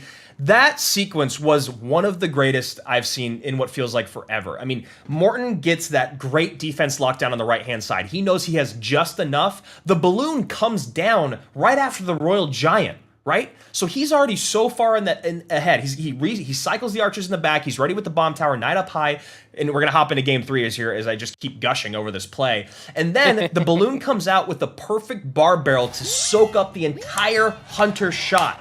That's what happened there. Snowball in, balloon on tower. We're going to game 2. Lucas going with the spears high to open up, so might be looking at mortar in some variation out of the Brazilian, and Morton goes possibly back to a similar look in this one. Can't get over that push. It was just so perfect. Yeah, it was nice. Now watch us go try it and totally mangle the whole thing. Oh, interesting, going minor Skelly Barrel, so this is probably a balloon deck as well. Yeah, looking like balloon, and then on the other side of it, maybe mortar triple spell. And that giant skeleton is way inside. Snowball takes care of the spears, and this is going to be pretty annoying for Lucas. Doesn't quite get the drop on that tower, but takes off the firecracker. Good damage, and even on Elixir, but different on the towers at the moment. Yeah, as we go past the first minute of gameplay. That's a win there for Morton, and you see Lucas dropping the WoW, maybe thinking he could have dropped his firecracker, maybe offset to the right-hand side instead, wouldn't have walked into that death damage, but prevents the drop nonetheless, which is the most important part. And playing against Morton with a high cycle deck and balloon as his win condition, and that's never anything you love to see. Yeah, this is going to be really interesting to see if Lucas does himself go for a King Tower activation, does have the mortar and NATO, so could do it with the balloon fairly easily without taking damage on tower. So far, the miner going to the safe spot repeatedly. Keep an eye on where that tornado is when it comes to the cycle of Lucas as time goes on. It's going to be really hard for Lucas to get this damage in on tower with anything other than spells and maybe some firecracker piercing shots, because with only the spear goblins and the firecracker to attack air, I think he's going to have to save that mortar mainly for balloon defense. And you see that miner loon going right in on the left-hand side. Snowball takes care of the spears, and a second mortar high. And so this deck does cycle very quickly, Andrew. Yeah. Using some high mortars to slow down or course correct might be some of how he gets us one shot here, one shot there. And he's doing okay right now. I mean, they're even in Elixir, but you see a giant skeleton on the board as opposed to a firecracker, so that does give Morton a bit of an advantage, and that's not where you want to be with this deck. So Lucas just needs to clean up his defense on this push, get a little Elixir back if he wants to stay in the lead, and that balloon completely looking like it's going to avoid the mortar, goes right back to it. Lucas playing pretty well right now. Yeah, and here goes the King Tower activation finally for Lucas, and that's going to continue to force that miner to the outside spot. That mortar placement, or that building placement against balloon is always so nerve-wracking. Yeah. You feel like it's going to slide right on by, and then last second, it just gets that little bit of range and changes that course correction. We might see something similar a couple times in this one. Yeah, and then that's the opposing thing right there, is you can also play it up high. You saw the last one was one tile lower or one tile inside, and you know, Lucas knows what he's doing with these interactions. He's making sure that balloon is not going to cruise through, and he's able to focus on the other units first. So this is where things get interesting, Andrew, because you see, again, and still cycling earthquakes and logs as Lucas. He'll keep on doing that on this right-hand side, trying to get a bit of extra chip damage on some of those troops the best that he can. Lucas can play a good enough defense against these balloons to just spell cycle this in the long run. Yeah, and I'm assuming this high hunter might lead to get out some sort of... What's that? That snowball miner out of Morton on the right-hand side took care of the firecracker, took care of the skeletons, was certainly ahead. And while he is behind on damage at the moment, it was a nice little sequence out of the German. Yeah, great death damage there to clean up everything else from Lucas. But now Morton going to have to put together, I believe, a push on the left-hand side. You see the Hunter and the Fisherman up high looking for the second mortar to come down. And now you see this push crossing the bridge. I imagine we'll see a balloon. And look at this, just stacking giant skeletons in the cycle right now is Morton. The balloon does finally come down, but this mortar does get controlled by the skeletons in the middle. Balloon still currently holding on to life for a little bit, but those firecrackers getting it down. Yeah. NATO will pull it back. This is going to be a tough one here. Lucas in a good spot. Death damage going down. Mortar still up high. Fisherman there with bats to try to take it down, but you got a lot of units already focusing on the balloon. Bats are there. Not going to be enough. Lucas playing brilliant control, just getting a little bit of chip when and where he could with the logs and the earthquake, so that's got to be a frustrating loss for Morton, just feeling like he's running his head into the wall over and over and over again.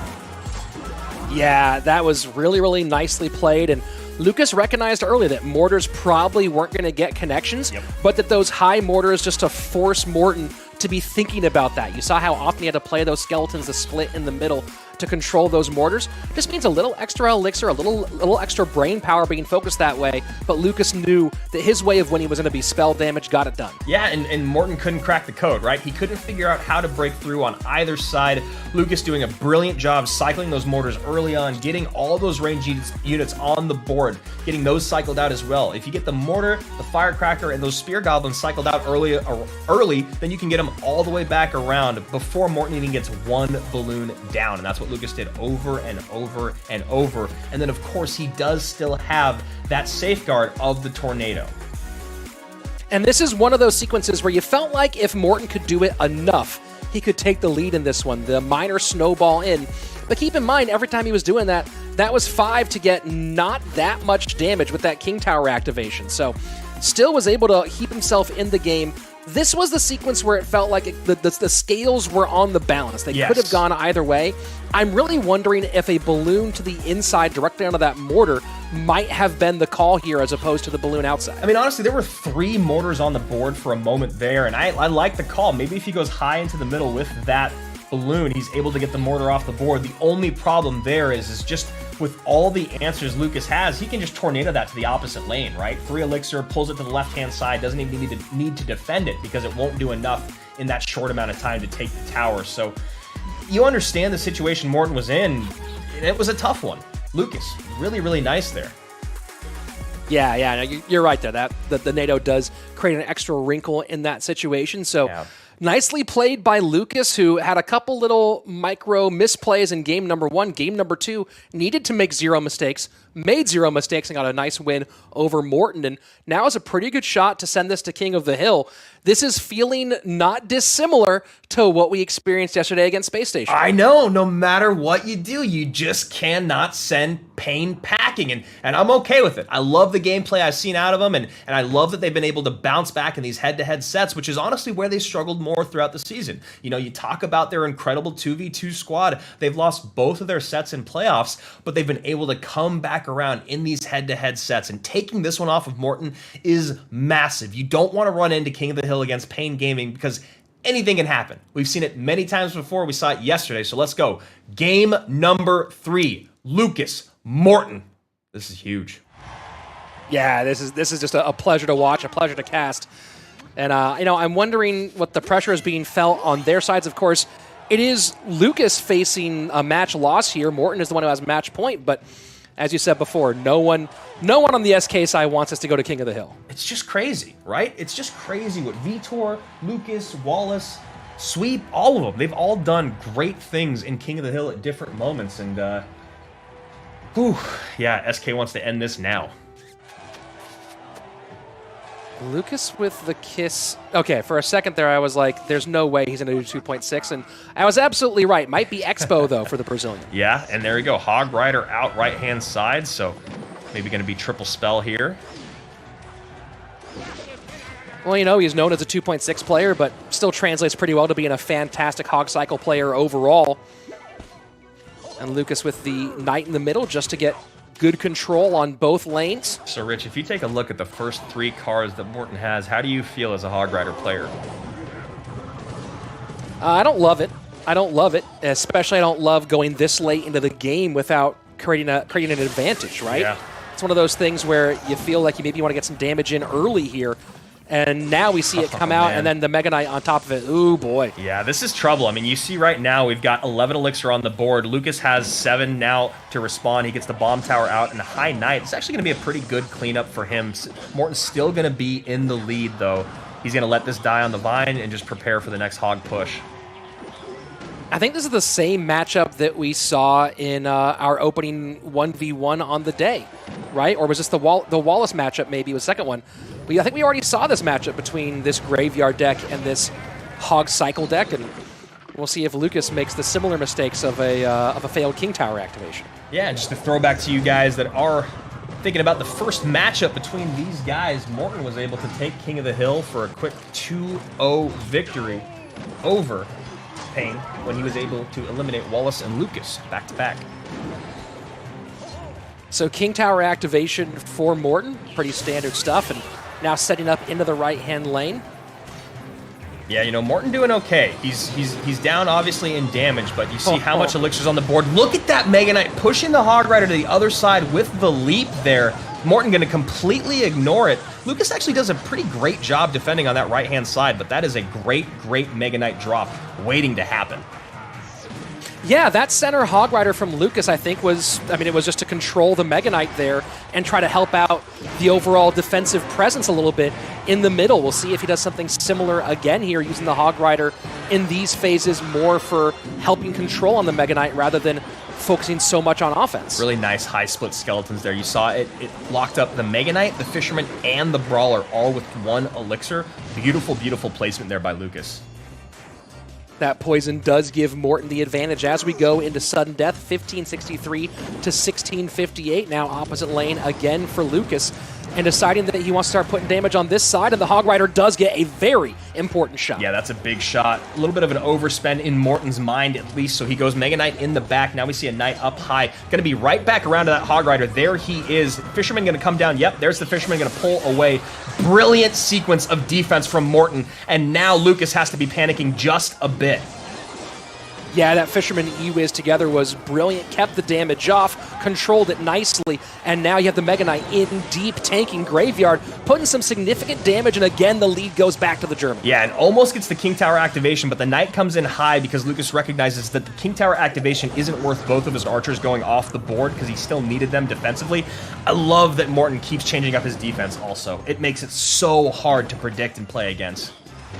Man, this is a real back and forth now. 24 HP separating these two. Lucas with the advantage. Graveyard poison in one more time and a pretty heavy spend right into the poison. King Tower activation does come in now, and this could be a significant factor here in the final 30. Yeah, I'm actually really surprised to see the Bar Barrel out of Morton coming in like that aggressively on the right-hand side. Didn't really go anywhere other than just sacrifice 2 Elixir. Now you see the push coming in on the right here with the 2 archers, Knight up front, and the Hog behind. Lucas is not happy about having to switch lanes this late in the game. Graveyard into the right-hand side, Hog Rider into the left. Does Morton have a way to stop the Hog Rider? One shot's going to get in from the Hog on the left-hand side. Can it get a second one? EQ in. Graveyard on the opposite side. 326! And 326 to 303. Can a spell get in for Lucas? It will not. Morton holds on for the win. SK Gaming is going to the Western Championship. SK Gaming going to finals. I don't know if anyone doubted it for a moment, but Payne Gaming, what a beautiful, phenomenal run for them here in the West, and I am so very happy that we are not done seeing them yet here this year in CRL. They get to take a little bit of a break, and they'll be back for World Finals, but that was a great 1v1 set. This is one of those reasons why I understand the value of the Royal Delivery version of this deck, and we saw it help out significantly on defense. But you take a look at that final spell cycle sequence, and part of you wonders, of course, maybe it'd be even worse. Maybe the match would have been over earlier with the snowball version. But on the flip side, you're looking at the triple spell value to win cycle races at the end.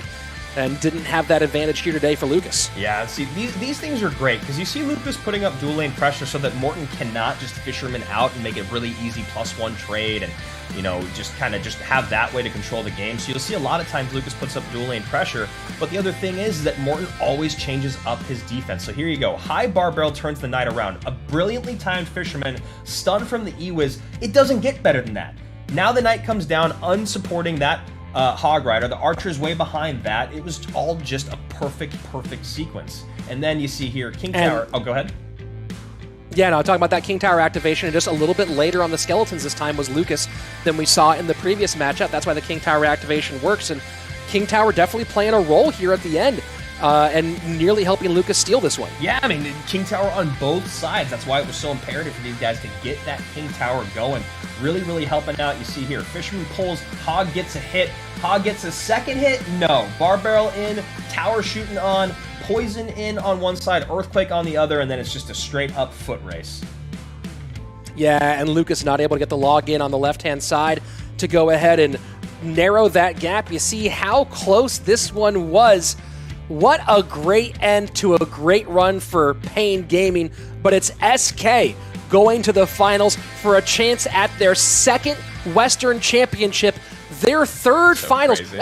Actually, let's go. Their fourth finals out of 5 seasons in CRL. Yep, and honestly, I can't think of a squad that deserves it more. They've stuck together, the 4 of them, for quite some time now. They put in all the work. We've seen a lot of heartbreak from them, whether it was Javi with Vivo Keyed or whether it was Morton last year with 1 HP. SK Gaming has been working their tails off, and it's paying off once again.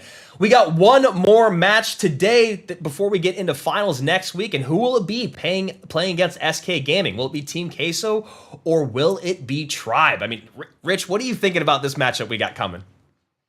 Yeah, I'm really excited for it. What we saw out of Queso yesterday was a bit of a surprise early on and then no surprises later with Ruben clutching up. This is a different situation today. They're up against what has historically been an elite 2v2 duo.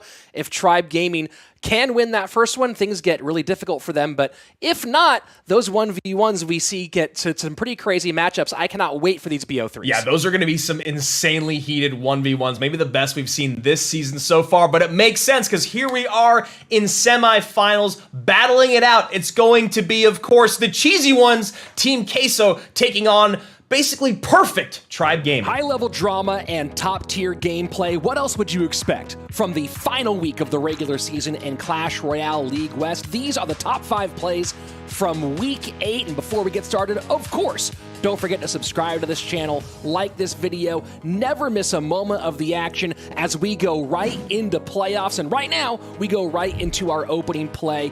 It's Dignitas against Misfits. Dignitas needing the win in this match to keep their playoff hopes alive. Lince against Air Surfer playing 3.0 Expo, one of the best Expo players to ever do it, in a difficult E-Barbs Royal Giant matchup. Yeah, you heard me right. E-Barbs are all over the place now after the recent buff. And look at these final 10 seconds. So close in a spell cycle situation. Expo wants to get on tower. Can it get on tower? Very close. Fireball puts it right there. And check this out. Log comes in on the left. Expo to the right. And just barely a couple of ticks away from winning, but Lince keeps the playoff hopes alive by 42 HP against Air Surfer. Big time clutch for Dig in that one. On to number 4. Same match earlier in the match though. 2v2. It's Air Surfer and Wings against Codigo and Flash. And check out the defense here against this balloon clone push. Easily cleaned up, and now the pressure on the right-hand side and some beautiful opportunistic geometry with that magic archer. And when the pigs come down, that's way too much fireball value. Codigo and Flash had to spend it there, but what does that mean? Well, we're in a spell cycle race, boys. That means they cannot beat the foot race on the left-hand side. Air Surfer and Wings with a huge come-from-behind victory. Heads up high-tier gameplay in the 2v2. On to number 3, Sergio Ramos against Razor. Razor, the King Killer, going to set up a nice sequence here. P.E.K.K.A in the back, Fisherman up front. Sergio Ramos goes to engage on the right-hand side, but check out the cycle work here from Razor, because as that goes through, he gets back to another Mama Pekka. Sergio Ramos was not expecting that. Look at the body language on the left. He's going, okay, oh no, okay. And watch this Fisherman just go to town, bringing stuff in for Mama Pekka over and over, feeding her elixir, feeding her troops. You know, they say, if you give a man a fish, he'll eat for a day, but if you teach a man to play Fisherman, he will eat all of your troops in a 5-minute matchup. Here we go on to number 2. Javi Couture making a rare appearance in 2v2 because, of course, SK Gaming has already clinched that number 1 spot at this point. And look at the defensive freeze on the right from Team Liquid. Javi might not be a 2v2 player, but he understands as well as anyone when your opponents overspend in the right-hand lane, time to double down with your teammate in the left. Hog Rider comes in, Lumberjack comes in, Musketeer stays on the board, Freeze gets it done. Javi and Morton get a nice win there to cap off the season. On to our number 1 play, Pompeyo of Chivas Esports, one of the most popular ladder players of all time, playing the Pompeyo deck. Balloon, Miner, left-hand lane, Miner comes in onto that Hunter, a zap to retarget, Balloon sneaks right on through, Fireball not gonna be enough, and Diego E knows he got. Nice play. Let's go ahead and look at that one more time. Nice, zoomed in and slow to see Pompeyo doing what Pompeyo does. The Miner comes in, the Hunter was on the Balloon, but the zap for the retarget, this is what he's known for. This is what he does well. A fan-pleasing moment in the last match for Chivas Esports in our 2020 fall season. I hope you guys enjoyed all of the top 5 highlights from the regular season this year. And of course, if you like CRL, hit that subscribe button. Make sure you're here for the playoffs as our top teams fight for a chance to go to the World Finals this December in Shanghai, China.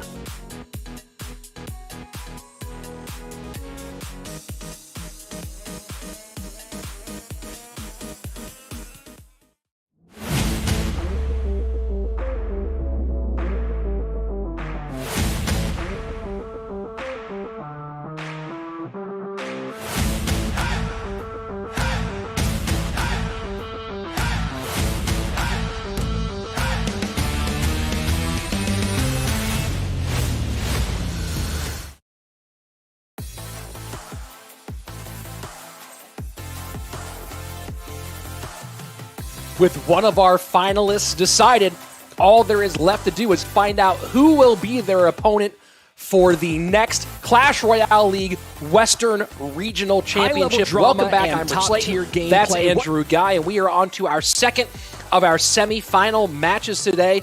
On one side, you have a team that has pretty much performed exactly as expected. Team Queso with Ruben leading the charge to bring them all the way to World Finals. On the other side, a team that has been great, but has not yet met the very, very high expectations of Tribe Nation. This, Andrew, is going to be very compelling and a difficult lift here for Team Queso. Yeah, compelling indeed. 2 very different roads to success for these 2 squads. I mean, it's crazy when you have someone that is truly what feels like the Michael Jordan of Clash Royale on one team, just willing his way to victory match after match after match. Any 1v1 set that you come into with Ruben, it's a bad place to be for everyone other than him. Only one person's taken him down in this entire season, that was Javi Couture, and if that's what you're talking about, those sets can go either way. Tribe Gaming, on the other hand of it, they have been a fully formed squad since match 1, whether it's been Azilius and Buffback in 2v2, TNT coming out in King of the Hill, or in match 2, I think it was, where we saw Jupiter King finally make his debut and take a win. So how's it going to work? Is it going to be the whole squad of Tribe taking the win, or is it going to be the help of Kuchi, Benny, and IMJP pushing Ruben through to one more finals?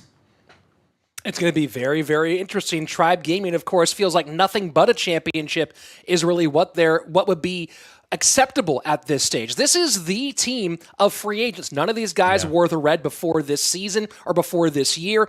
Buffmac was the most sought-after free agent of the offseason. Azilius was the 2v2 guy that everyone wanted and Tribe landed. Bringing in TNT and Jupiter King to round things out, this is a squad looking for a championship, and that run starts right here, Andrew, in this great matchup against Team Queso. Let's get to it.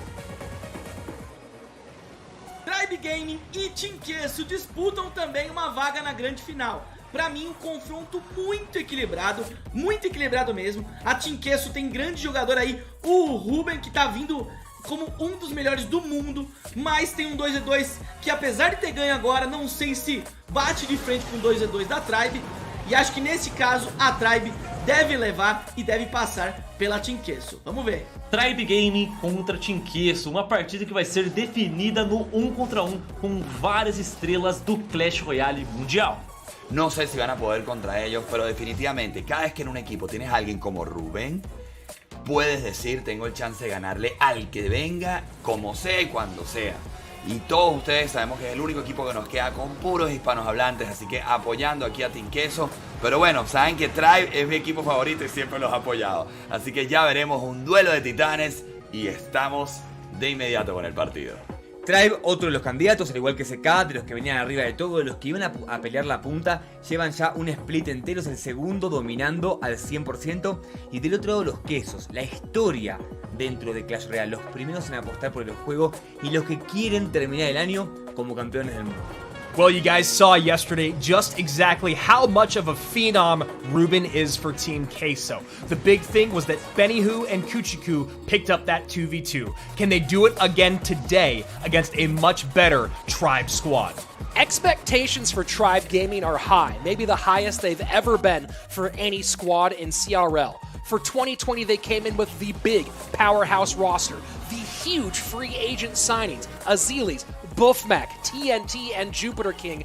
Tribe expects a championship here. They expect a great run at World Finals, and it all starts right now against Team Queso, who continue to have great success on the back of our league MVP, the amazing Ruben.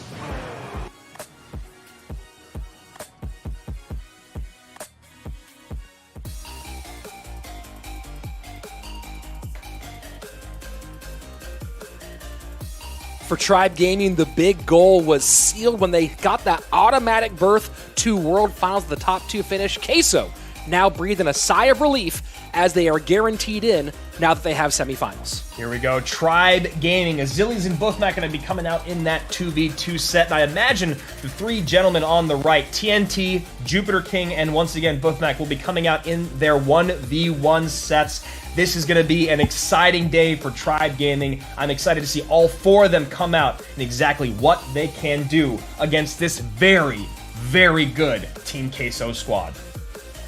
On the other side of it, Team Queso will almost assuredly put out Benny and Kuchi one more time in the 2v2, and then double duty for Ruben in 1v1 with IMJP in the mix. Last time these squads met, Andrew, was when the magic of Ruben finally wore off. He was unable to carry through the King of the Hill into the 1v1. But this time, instead of just a best of one, get him off the board and he's done, those BO3 sets do change the math a bit for the cheesy ones. Yeah, it was really, really tough there for Team Queso after dropping that 2v2 set. King of the Hill can go either way. Azelis and Buffmac banning the Electro Wizard today. A bit of a surprise there. Maybe we'll see Electro Dragon then come out instead for Kuchi and Benny, who were taking Giant Skeleton out of play. Here we go, 2v2 of our second match of semifinals. Team Queso, top of your screen. Tribe Gaming, bottom of your screen. And Andrew, we talked a bit about the assemblage of this Tribe Gaming squad. Two big pieces of that, of course, were the guys you see right there, Buffmac.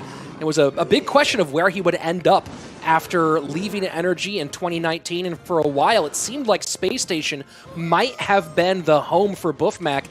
Now that we've gotten this far away, they definitely were looking at him, but it was Tribe Gaming that won that lottery, and add in Azelis turned into a really strong 2v2 pair. Yeah, it's crazy when you think about Buffmac being the most highly sought-after free agent for his head-to-head prowess, but then getting picked up by a squad and then moved to 2v2.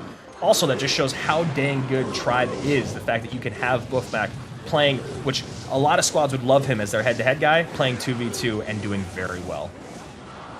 Well, a lot of people, myself included, expected that it was going to be the South Korean duo of TNT and Jupiter King as the 2v2 pair, but Jupiter didn't have 2v2 competitive experience, is a guy you want for those 1v1s, and when you pick up Azelis, you need someone who can use a common language to be the pair with him. So Buffmac, taking a note from his teammate, moving into the 2v2, and here they have contributed significantly to getting their squad all the way to this point.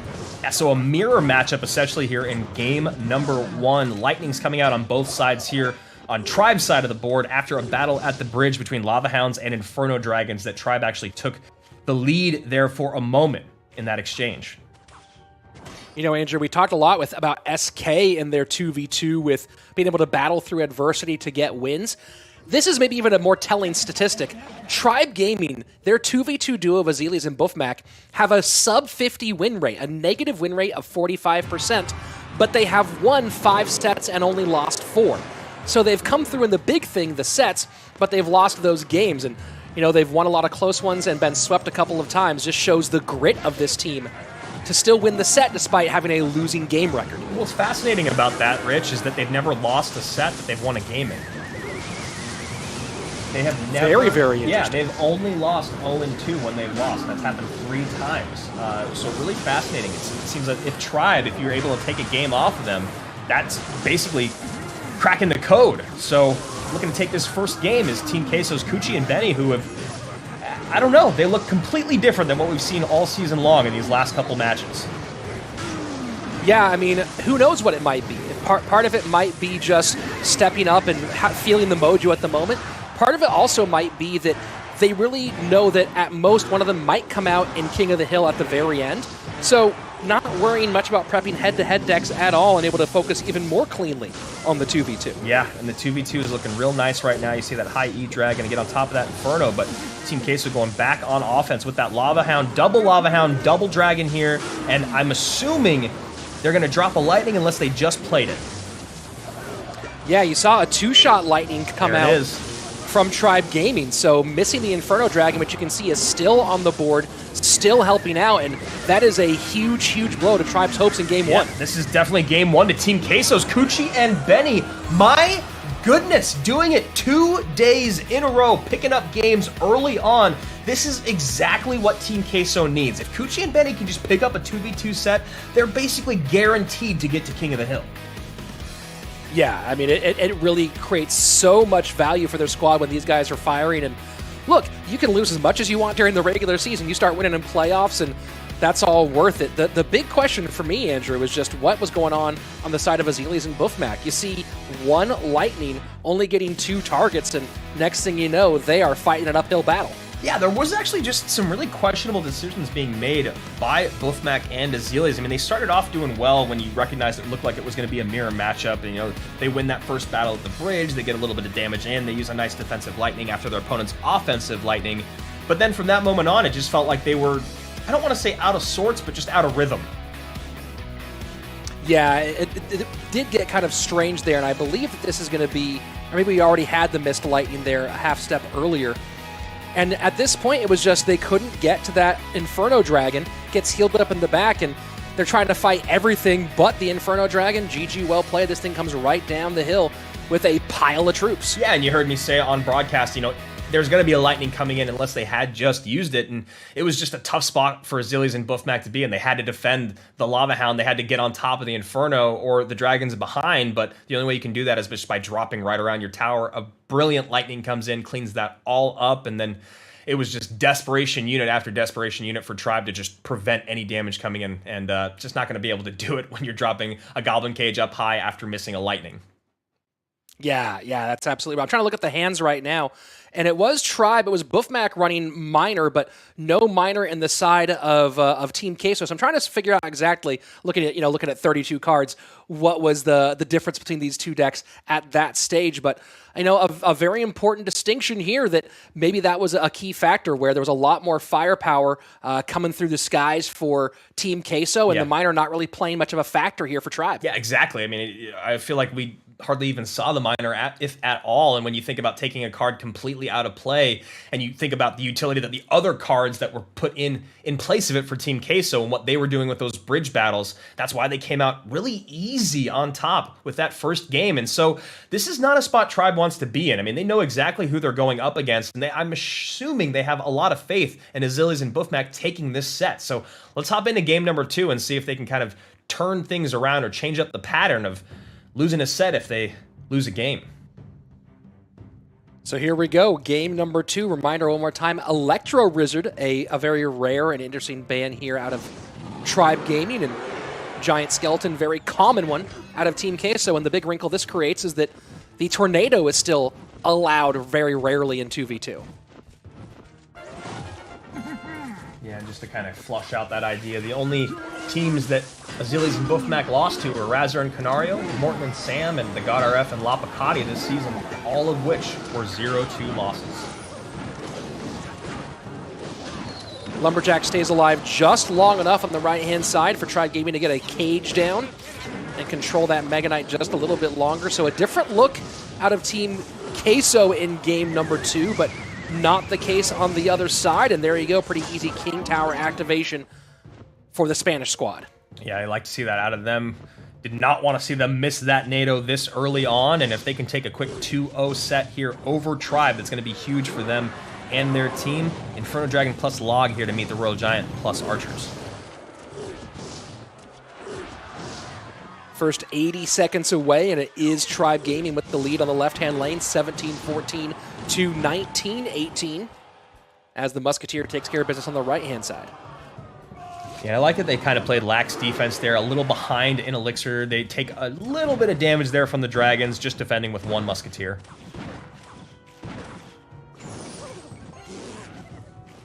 Electro Dragon down behind, and Heal Spirit will help that Fisherman out a bit, and the Electro Dragon is kind of stuck up high there, taken care of by the Hunter. Yeah, Hunter drop right underneath, going to be a great way to work through those Dragons in the skies, dropping that Hunter right underneath them. Big body shot and off the board. Here we go, Mega Knight on offense. I like this moment for Team Queso. Yep, Mega Knight in with the Graveyard after the Lava Hound comes down. What do they have to deal with these skeletons? Not a lot so far. That's a lot of damage coming in. Mega Knight going to get a leap on tower as well.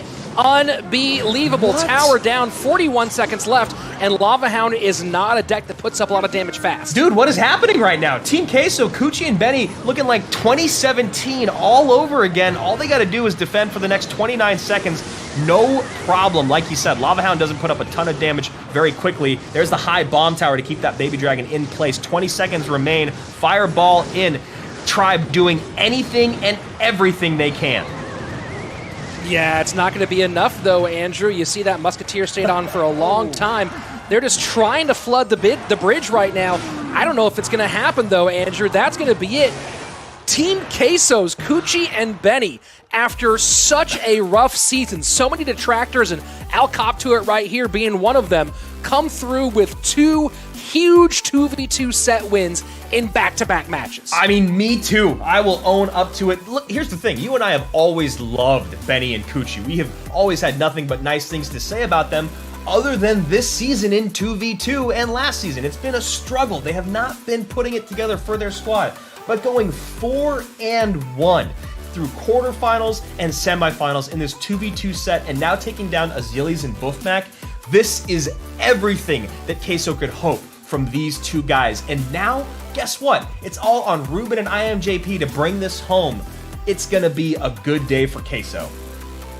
Yeah, I mean, look, Ruben and IMJP could finish this in 2 sets. They could absolutely do it. So that's certainly a danger. And if I'm Tribe Gaming, this feels like a real massive loss to take this L in the 2v2. Yeah, and you see here, this is that great Graveyard push coming in late. Benny and Coochie playing very patiently today, playing very intelligently as well. I mean, we talked about just that small interaction before with only a Musketeer coming out to defend 2 Dragons to take a little bit of damage. Their opponents go right back on offense, but they have so much Elixir to deal with that push that they finally get that opening for that Graveyard. Mega Knight comes in, Graveyard on the back end, and Tribe just overspent. They were caught looking. Coochie and Benny are back. Well, one of the big things we see, Andrew, we saw it yesterday and we saw it today, was just slowing down the deck play in 2v2, right? Going with decks that you're with slower, heavier, beatdown style decks that make it where it's decision making rather than reaction. And we didn't see a lot of double drops on defense, and maybe it was some of the opponents letting them play slower paced games that kind of gave some of that advantage. Yeah, and there were some of those small interactions that we wouldn't have been shocked if Queso had missed earlier in the season. Even something as simple as that King Tower activation with the Brawler early on with the Tornado.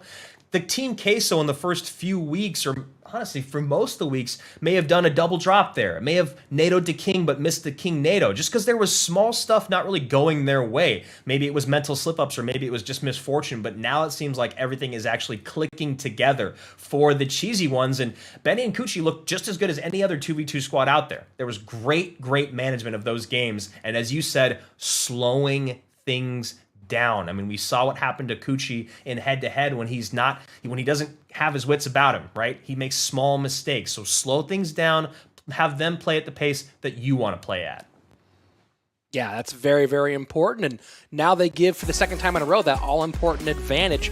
And we expect we're to see Ruben twice today. And here's the first one of those, possibly more than likely two. If we get there, it's Ruben and Jupiter King, and this is one of those BO3s that you hope you feel like you want to watch this 10 times in a row. Yeah, I'm giddy. I'm definitely like really excited to see this BO3. I mean, these are two of the absolute best in the game, in the set that they want to be in. Ruben coming out with a minor, Jupiter King with a Fisherman. Maybe we're going to see Wall Breakers. Maybe we see Royal Giant. Who knows? Yeah, what I'm curious about in these ones is, we saw a lot leaned on for Ruben yesterday, and Ruben's great, has a very, very deep deck pool, but you do certainly prep certain decks for the weekend, and we talked about that beforehand. Ruben pulled double duty yesterday, expected to maybe go double again today. I wonder how much of what we expect from him has already been seen, and how much that gave Tribe an advantage in the game planning. So I wonder if we're going to see the same deck out of Ruben that we saw from Morton earlier. It's that minor control deck that looked like it could have been Graveyard. Obviously, Morton played his minor much later. All right, excuse me. Yeah, Balloon. It looked like minor control, I remember, for that game, because he was never able to get the Balloon down until the very end, and obviously ended up winning that game.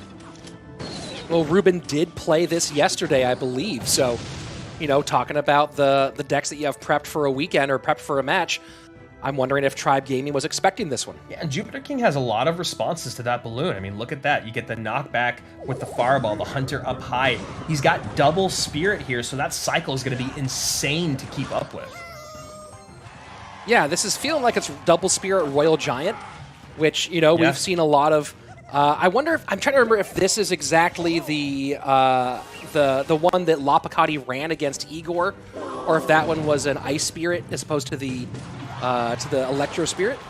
The fact that he's able to get around in 5 is just crazy, and especially when we get deeper into double and triple, it's going to be really, really tough to keep those win conditions at bay for Ruben. Here you go, Jupiter King up high. Fire, oh man. Fisherman low to pull the minor away. Hunter turns around, takes the Balloon out. Both of these guys are living in their opponent's heads. Yeah, that 1v1 defense, or that defense there against the Balloon, you broke it down perfectly, Andrew. Beautiful, beautiful sequence. Jupiter King was way ahead to make sure that went the exact way he wanted. Yeah, and that's what he's going to continue to do, is cycle that Fisherman towards the lane he thinks that Ruben's working towards, because that Fisherman can really, really help with those minors. Most importantly, can protect that Hunter. Excuse me. Snowball comes in. Minor goes right to the Hunter one more time. Fisherman stacking. And, we talk about how quickly all this gets around, Andrew. It means that those tech cards that he needs for defense are going to be there pretty consistently. I mean, look, it's just like, it's a parade of Hunters and Fishermen going down one side of the map, but it cycles so quickly. Fireball comes in, Hunter up high. Electro Spirit perfectly timed. Jupiter King always has a plan B. Yeah, you think that maybe the Balloon escapes there for Ruben.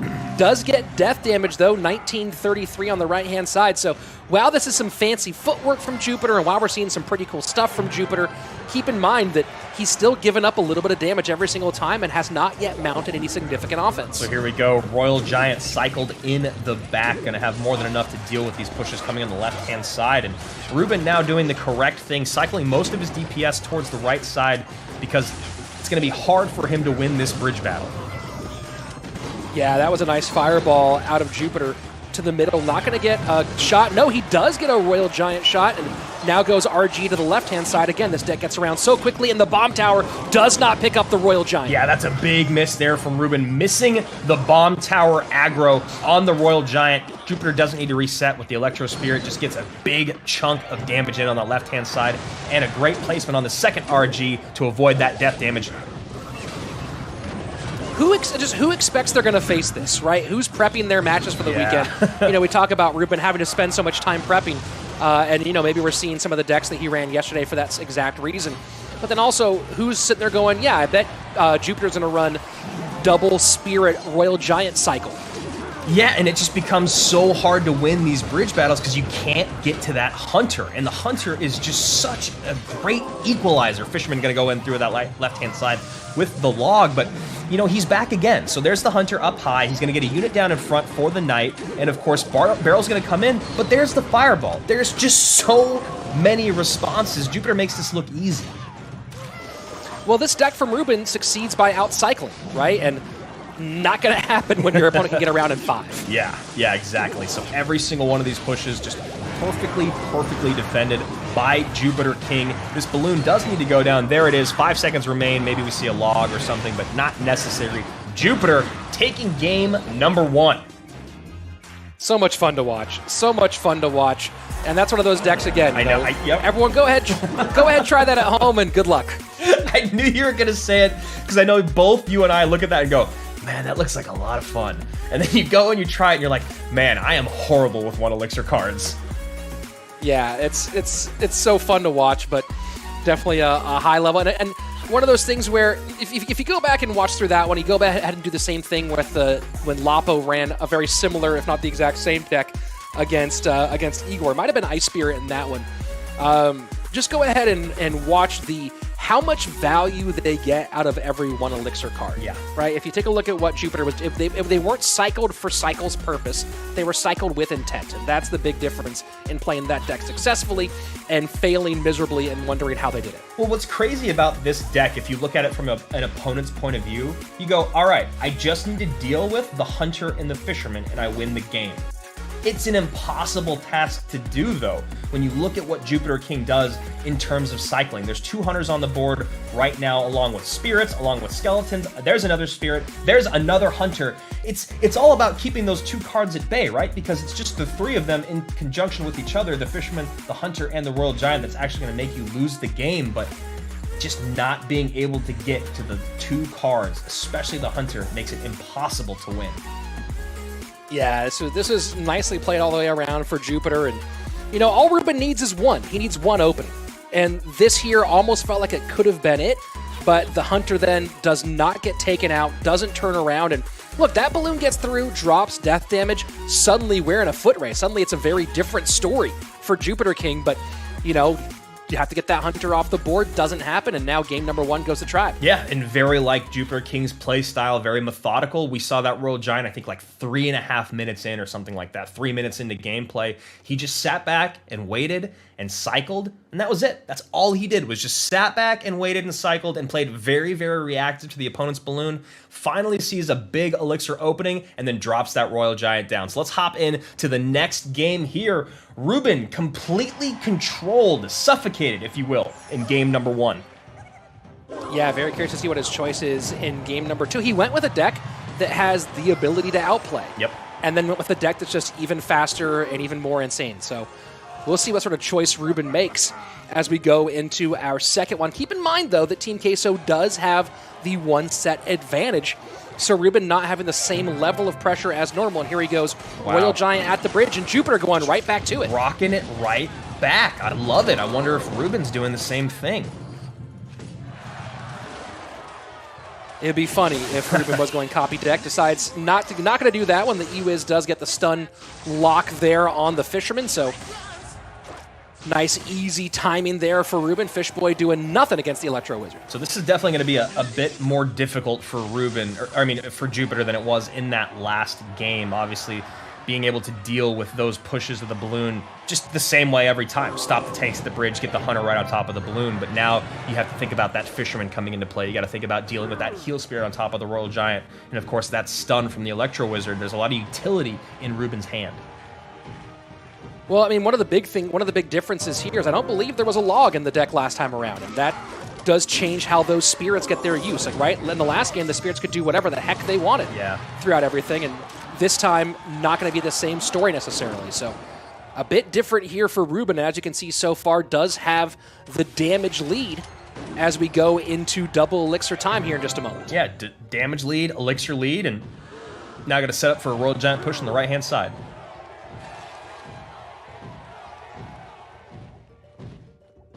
About to get to double elixir here. And as soon as that Fisherman comes out, you see decent little fireball value, and the Royal Giant goes opposite direction, but Hunter Ewas will mitigate most of that damage and preserve the lead for Ruben. Yeah, Ruben gets one shot in on that right-hand side as well. Hunter does do a good job taking that Royal Giant down, but just a slight advantage in the Team Queso representative's favor, and now those E-Barbs going to work on the Royal Giant, but one of them does get pulled away. That's a nice play there by Jupiter King. Yeah, though this might set up Ruben for a possible counter push. Instead, you see the Electro Wit Spirit have to come out against the Ewas, but that's going to be one shot on the right-hand side. 15-14 remains. Those E-Barbs create an interesting wrinkle here, Andrew, for Jupiter King to deal with, because you do have the ability to pull them away, but that almost feels like kind of the purpose, to keep the Hunter and the Fisherman protected there in the back. Yeah, exactly. So now you see Jupiter King doing the correct thing, supporting that Fisherman with the Heal Spirit. Now going to try to win this bridge battle, or at least win this battle between the Fishermen, and he does that. There you go. Fisherman going to pull the opponent Fisherman. Nope. Wow. Heal Spirit battle goes in the favor of Ruben.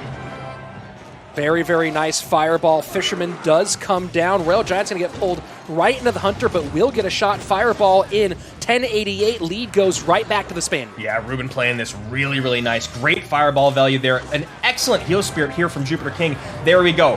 Fisherman going to meet E-Barbs. Heal Spirit does get in early enough, though, on Ruben's side. Royal Giant gets one shot. 895 to 1088. Lead swings back to Jupiter King. Jupiter King going to try to get back on offense as soon as possible. High Fisherman here from Ruben going to pull in that Royal Giant right into some E-Barbs, but it will get at least one shot.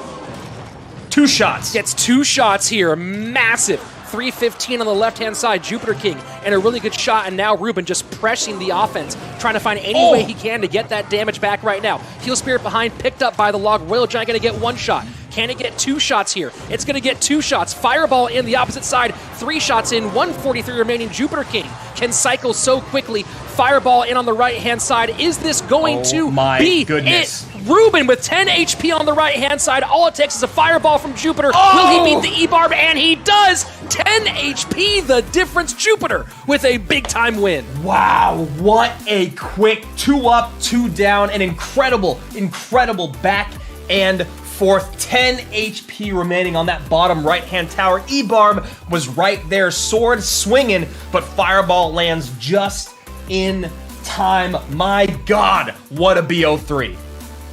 Man, that was so much fun to watch. And Ruben got very, very close. At the end there, you just felt like there's no way he can win this spell cycle race. And he got it just there.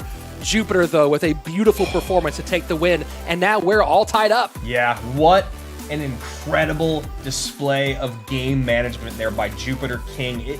He always had an answer. He never got caught looking, right? There was always the next step for Jupiter. It felt like even though this game was decided by 10 HP, he never lost his cool, and I love to see these bridge battles, man. I think it's one of the most exciting things in the game when you talk about the best head-to-head players. It's watching the amount of effort they put into winning these bridge battles, and honestly, the Fisherman plays were incredible as well. Here we go, final push in, or one of the final pushes in here from Ruben. This was a huge log. Yeah, I mean, there's a log on the other side, too. You see that Royal Giant got one extra shot for Jupiter on the left, but wasn't quite enough to finish things off. So you see the fireball comes in on the right. The log's going to come behind, but this isn't ladder. This is tournament standard. That leaves 10 HP on the board. Fireball will be able to finish things off, and that E-Barb nearly escaped. You know what's kind of funny about this, Andrew? I think a faster E-Barb, the older, faster E-Barb, might have actually hit that tower. I think it would have too. I honestly think it would have too, and we know it did at least 10 damage before, so what a crazy 1v1 set. We're all even, as you just said. Queso takes the 2v2, Jupiter takes the first 1v1. Now, what are we expecting to see? Who's going to come out from Tribe? Who is going to come out from Team Queso? You got to imagine that TNT is the guy in the middle here from Tribe Gaming. Of course, they could put Buffmac in that spot now that he's had a set to rest.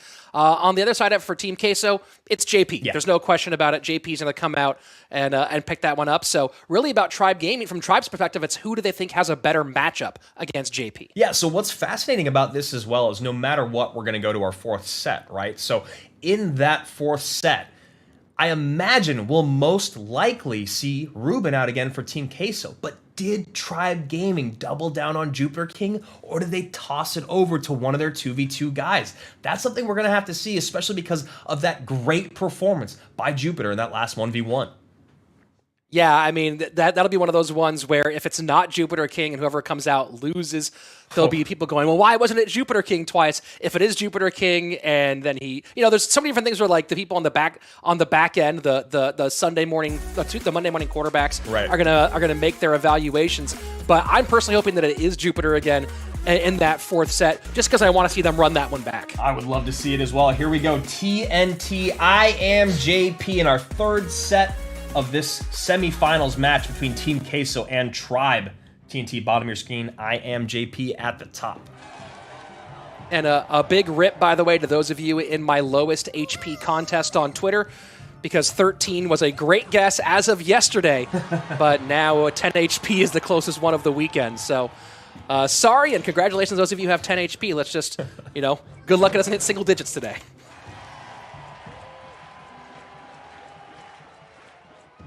I'm excited to try that deck out from Jupiter King, but I feel like it's going to be very frustrating. Dude, I know. I can't wait to get there today, and then you and I will text each other about how bad we are at this game. Bar barrels in both directions. Haven't seen a ton of Musketeer in head-to-head play as of late after that first shot. Now comes in a little bit slower. Of course, she is still a big part of balloon cycle decks, which TNT is known to play. Yeah, we started to see a little bit more archers coming out instead just because of that slowed speed and high DPS needing to get made up somewhere. TNT is on a very short list, Andrew, of players who have played all 5 seasons of CRL for either Asia or for the West, who has never had a season below a 50% win rate. Incredible. And we've seen it this season. We've just seen how good he really is. It all started with his rookie season where he quite famously didn't play until week 6 and then played 22 games and ended up with the top win rate of 73%. 6 then, 61%, 61%, 50-50 with only 4 games played in the spring, and then currently at a 56% clip on that season as IMJP goes ahead and gets that King Tower activation. Yeah, TNT had a really hot start to the season, not picking up his first game loss till his 4th appearance. But then it was real rough waters for him. In like 4 matches in a row, he was not able to pick up a head-to-head win until finally he comes out against Pain and gets a great, great King of the Hill sweep.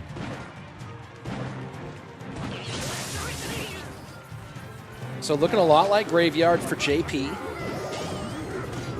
TNT with a little extra heal spirit value there to both the Mega Knight and the Fish Boy. Barbell going to come in and help clean up all of that. Looks like TNT should be the winner of this bridge battle, but a late Mega Knight comes down. And doesn't quite get his Mega Knight to protect against... protect for his Musketeer on the opposite side. Heal Spirit, though, continuing to be good on the side of TNT, but right now it is JP with the lead as we go into sudden death overtime. And looking to add to that here with that Graveyard. Yeah, Barbell going to help the Barbell off the board of IMJP's, but the Hunter there going to clean it up, and a lot of damage comes in here for IMJP. A really, really nice hit. That Heal Spear almost turned into a tragedy for TNT. Does eventually keep the Musketeer on board, but damage in, 1032 remains, and as we're getting closer to Triple Elixir, things get more worrisome and more worrisome for the Tribe Gaming player. Yeah, he's having a really, really tough time kind of controlling this game right now. Look at that. Fisherman pulls the Mega Knight away. Mega Knight on tower. Game 1 is going to go to IMJP. Great, great Fisherman plays in this entire match today. Back and forth, and this is what you hope from a semi-final matchup. You see the red to open things up in 2v2, a quick blue in our second set, and now IMJP with the set advantage or the game advantage here in our third. Yeah, IMJP finally getting back on track after not picking up a game win in his last 3 matches. The last time we saw IMJP play was actually in King of the Hill, where he took down Kevin RA and Pompeyo, but then they were reverse swept by Diego B. But right before that, against Dignitas, IMJP had a sweep. So he's a guy that we saw kind of come to life halfway through the season, and this is a great moment for him to pick up another set for Team Queso. The Mega Knight Fisherman back and forth can get so convoluted, and you see here the Fisherman doing great work pulling that away from the Mega Knight, and that's the ending, the final blow there for TNT. Never was really able to get in rhythm at all on the offensive side of the board. Yeah, I mean, I don't think we saw the balloon come out at all for TNT. Forgive me if I'm mistaken, but also when you look at the responses there, the Cage, the Electro Wizard, and the Hunter, it makes sense why he was so reluctant to get that balloon out. I think what he was really looking for is to get a strong victory at the bridge with substantial elixir in hand, and then support a Mega Knight, or support a balloon, I should say, with a Mega Knight already there tanking for it, but just was never able to put it together. And in those final moments, you even saw the struggles he was having with his own Fisherman, whereas IMJP's Fisherman play was exceptional. He wanted to get a tank in for that Mega Knight, but he really needed to get that Mega Knight off the tower, more importantly. So a big-time win for IMJP. Going to go into game number 2 of this set. JP now has evened up his record on the season at 9 wins and 9 losses, a 50-50. Would love to go positive here and give his team a chance at match point going into the 4th set. Yeah, and those numbers really tell the story of what I was saying earlier. It was just like he was completely non-existent in the beginning, and then he went on a crazy run, and now he's just been very, very back and forth. Yesterday you saw him lose 1-2 to Michifu, and now today looking to right that wrong, picking up a set here against Tribe would be huge. Real goes to the right-hand side. Mega Minion will not get a touch. And this bandit going to need to be controlled here by TNT. Hunter does come down, but that means Hunter now kind of thrown to the wind. Yeah, even in Elixir, but you know, that Magic Archer is definitely going to stay on the board here. It's one of those weird things, too, where, you know, you look at that Hunter placement and your mind feels like getting it down there seems right, but TNT may be a bit of a misplay there. Hunter right on top of the bandit means no dash and maybe a little bit more HP on it. So here we go, Magic Archer trying to get some damage or some geometry on through. E-Barb's there to catch that dashing bandit. IMJP trying to get a little bit cheeky. TNT saying, no, sir. E-Barb's on both sides now. We'll see if the Heal Spirit is back, and nope, not quite ready yet. First minute and a half away.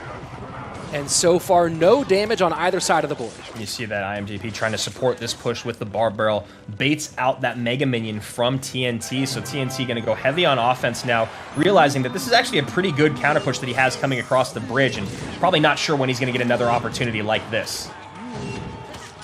This will be a lot going the opposite direction, though. Ton on the board. I like that. That bandit goes right to the Hunter. Royal Ghost sneaks right on through. Yeah, that's a really, really brilliant Hunter. You saw it just did triple duty there. Soaks up the shot of the bandit, one-shots it, cleans up the barb on the tower, turns around, takes care of his opponent's Hunter. Does get a little bit of damage, but that was a really, really nice use of 4 Elixir. And there you go, cannon card at the end. So this is one of those no-win condition decks. You know, we've seen versions of this with Battle Ram come out, various different sort of bridge spammy decks, but now that the E-Barbs have been buffed, people have been playing around back and forth, and this is one of the ones that's become more popular. Uh-oh, TNT getting in a little bit of trouble again. His Fisherman plays have just been a little bit off today, and he's really starting to pay for it with these interactions. Now taking a bandit charge on the right-hand side. King Tower activation with those E-Barbs, so a bit of fortune does fall towards TNT. Royal Ghost sneaks right on through. Going to get a couple of shots here because the Fisherman not played far enough away. King Tower does help, though. At the moment, it is TNT with the lead, 5-14 to 7-18, as that bandit goes ahead and changes the math immediately. And here we go into sudden death overtime. Yeah, 2 really small, unfortunate interactions there for either player. IMJP allows that Mega Minion to connect on his top right-hand tower to give TNT the lead. And as you just said, Rich, that bandit with a sliver of HP connects to that dash to put Jupiter King, or IMJP, excuse me, back up front. So we'll see how much JP can clog up these bridge battles, get a well-timed Heal Spirit in, and then just continue to put the pressure on in the opposite direction. This is trouble for TNT. He just gave a lot of elixir to his opponent. He needs to get a lot of single target damage down. Now we see Cannon Cart going to the left. Hunter up high. That's a nice +1 trade for TNT. The Hunter on the right, though, does get on tower, and that might be the more substantial situation here. 1188 on the right-hand side, and the Bandit takes the left-hand side down to 1178. With triple elixir on its way, JP has taken control of the lead with set point. Yeah, nothing there to respond to that Royal Ghost, so he has to go Mega Minion up top after it connects to the tower. 746 to 1250. Bandit at the left-hand side, Cannon Cart to protect the Magic Archer. Telling you, TNT's got to work harder on these Fisherman plays. IMJP's been picking them apart, and he gets a couple shots there with some great geometry from that Magic Archer. 33 seconds left. Heal Spirit does not save the Magic Archer in the long run. Doesn't necessarily matter, though. Royal Giant goes to the right-hand side. Cannon Cart just goes off on a trip to the left. Royal Giant doesn't get a shot. E-Barb's Hunter do their work. 20 seconds left. JP looking like he's in pretty good position. Yeah, that high Magic Archer, though, I don't know about that play. Now we see the Fisherman come down to pull the Hunter away, but the other Hunter is still there. Lightning is in. TNT needed one Royal Giant shot, and IMJP coming back to life here for Team Queso. This is absolutely wild, Andrew. The story all season has been the carry of Ruben, but look at the board right now. I know. 2v2 sweep for Kuchi and Benny, 1v1 sweep for IMJP, and now we go to the fourth set match point, and Ruben has the set lead.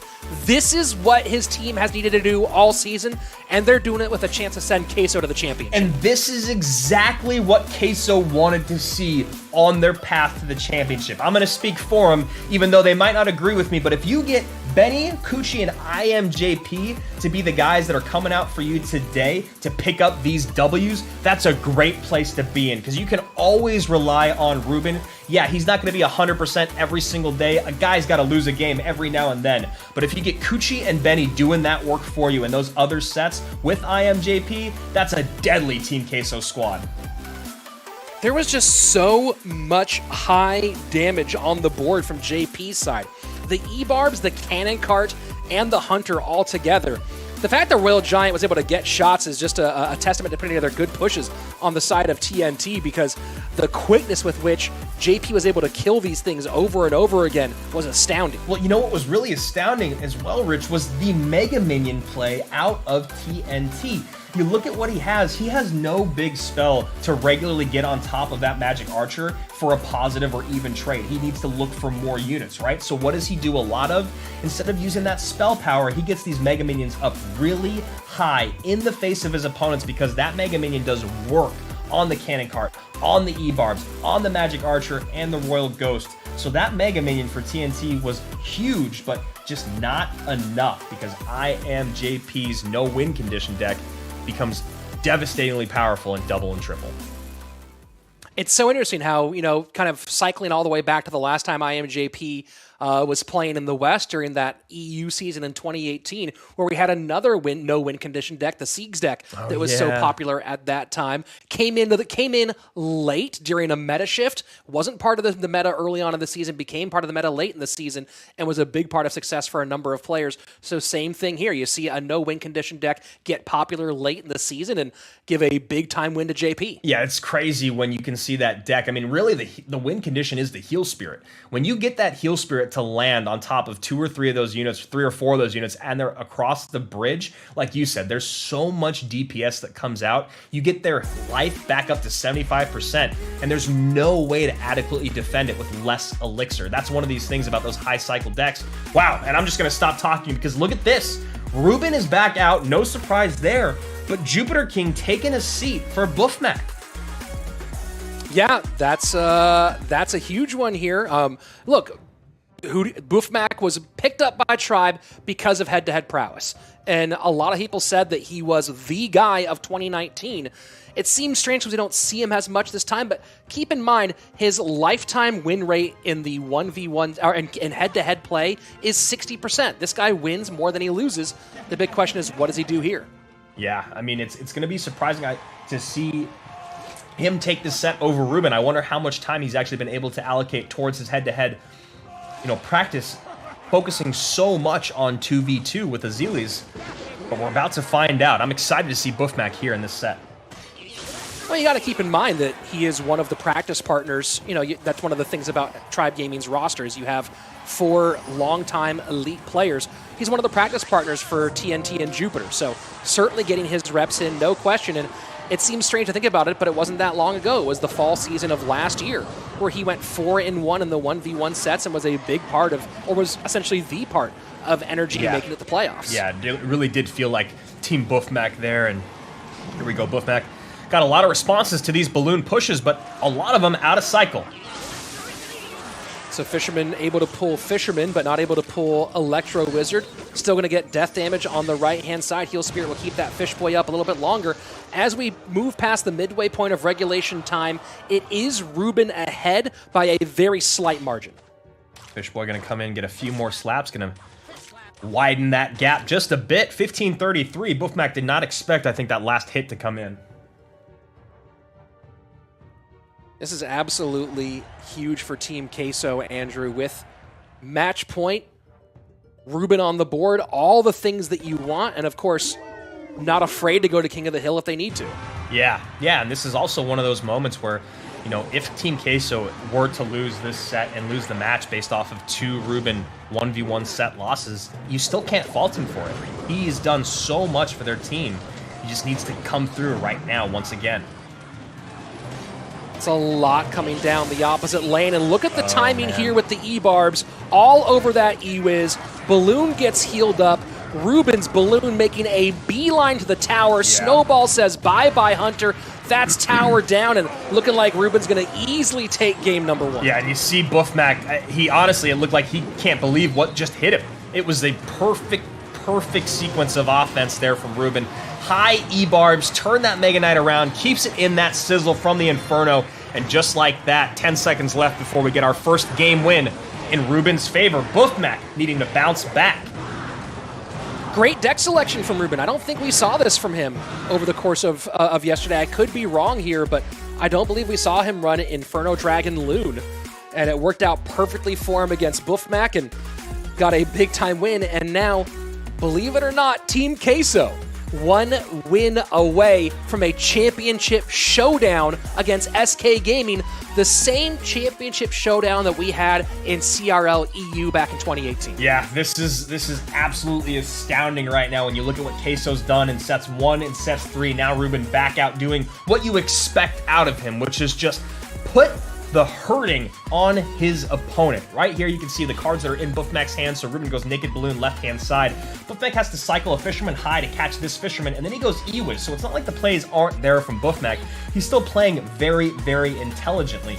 The problem is that Ruben is relentless. The next balloon push comes in pretty quickly after these hits from the Fisherman. Yeah, you're going to see I believe there's a setup right here, the 6-man split, 3 to the left, 3 to the right. And there's the hard part here is there's not really a great way for him to get onto this Inferno Dragon. So you see the Hunter gets absolutely burned. Balloon comes in behind. There's nothing. The E-Wiz comes out, and Ruben was way ahead. He knew that E-Wiz was coming because it was the only way to deal with any of it. Great job to get the Elite Barbarians out early, and right there, that's GG, well played. Totally. Those E-Barbs coming out early actually is the reason why the Fisherman makes it so that the Hunter is useless in that exchange. The Fisherman's pulling those E-Barbs in, so the Hunter goes, all right, there's my meal right there. Hunter shoots the E-Barbs instead of focusing on the balloon, which is what Buffmac really, really needed. And as you said, Rich, match point now for Team Queso. Ruben been going to Balloon a lot over the course of this weekend with the Minor Loon cycle, and then, of course, this one as well. So the big question is, does Ruben go back to that well again, or does he go Minor Wall Breakers, which he's very well known for here in game number 2? Yeah, a lot of people saying that Minor Wall Breakers E-Barbs deck is the strongest deck in the game. And, of course, there's also the Minor Wall Breakers deck with the Magic Archer and the Tornado and Bomb Tower. Both of those exceptionally strong right now, and we all know Ruben loves those high cycle decks. He loves decks where he can take advantage of you misplaying your defense and being just a little ahead in elixirs. So this is a big one. You think about what Jupiter King did in that first set against Ruben, now not back out because those lineups are already set. Buffmac, who's 0-3 on the day, in a very peculiar position. Yeah, and this is one of those ones where, look, Tribe Gaming's qualified for World Finals. They still had that ahead of them. But as we said before, the expectations are exceedingly high. And here we are, a second time in a row in semifinals in CRL West with Tribe Gaming facing another elimination right before a championship match. You got to wonder what's going on in that locker room after these matches are over. Wow, yeah, that's a really good point you make. That's 2 seasons in a row with the first round bye. And if they come out and lose both of their matches that they had after that bye, what does that say about Tribe in playoffs? So here we go. We're going to hop into the second game, a must-win game for Tribe. Yes, they are going to World Finals, but Rich, I think that point you just made is it's almost scary strong. It's so imperative because you look at what's going to happen in World Finals, and a team like Tribe cannot have this happen on that stage. So here we go. Buffmax setting up the Inferno Dragon left-hand side. Fisherman behind. And Ruben with the seafaring fella himself. Yeah, Fisherman's all over gameplay today. 2v2 and head-to-head.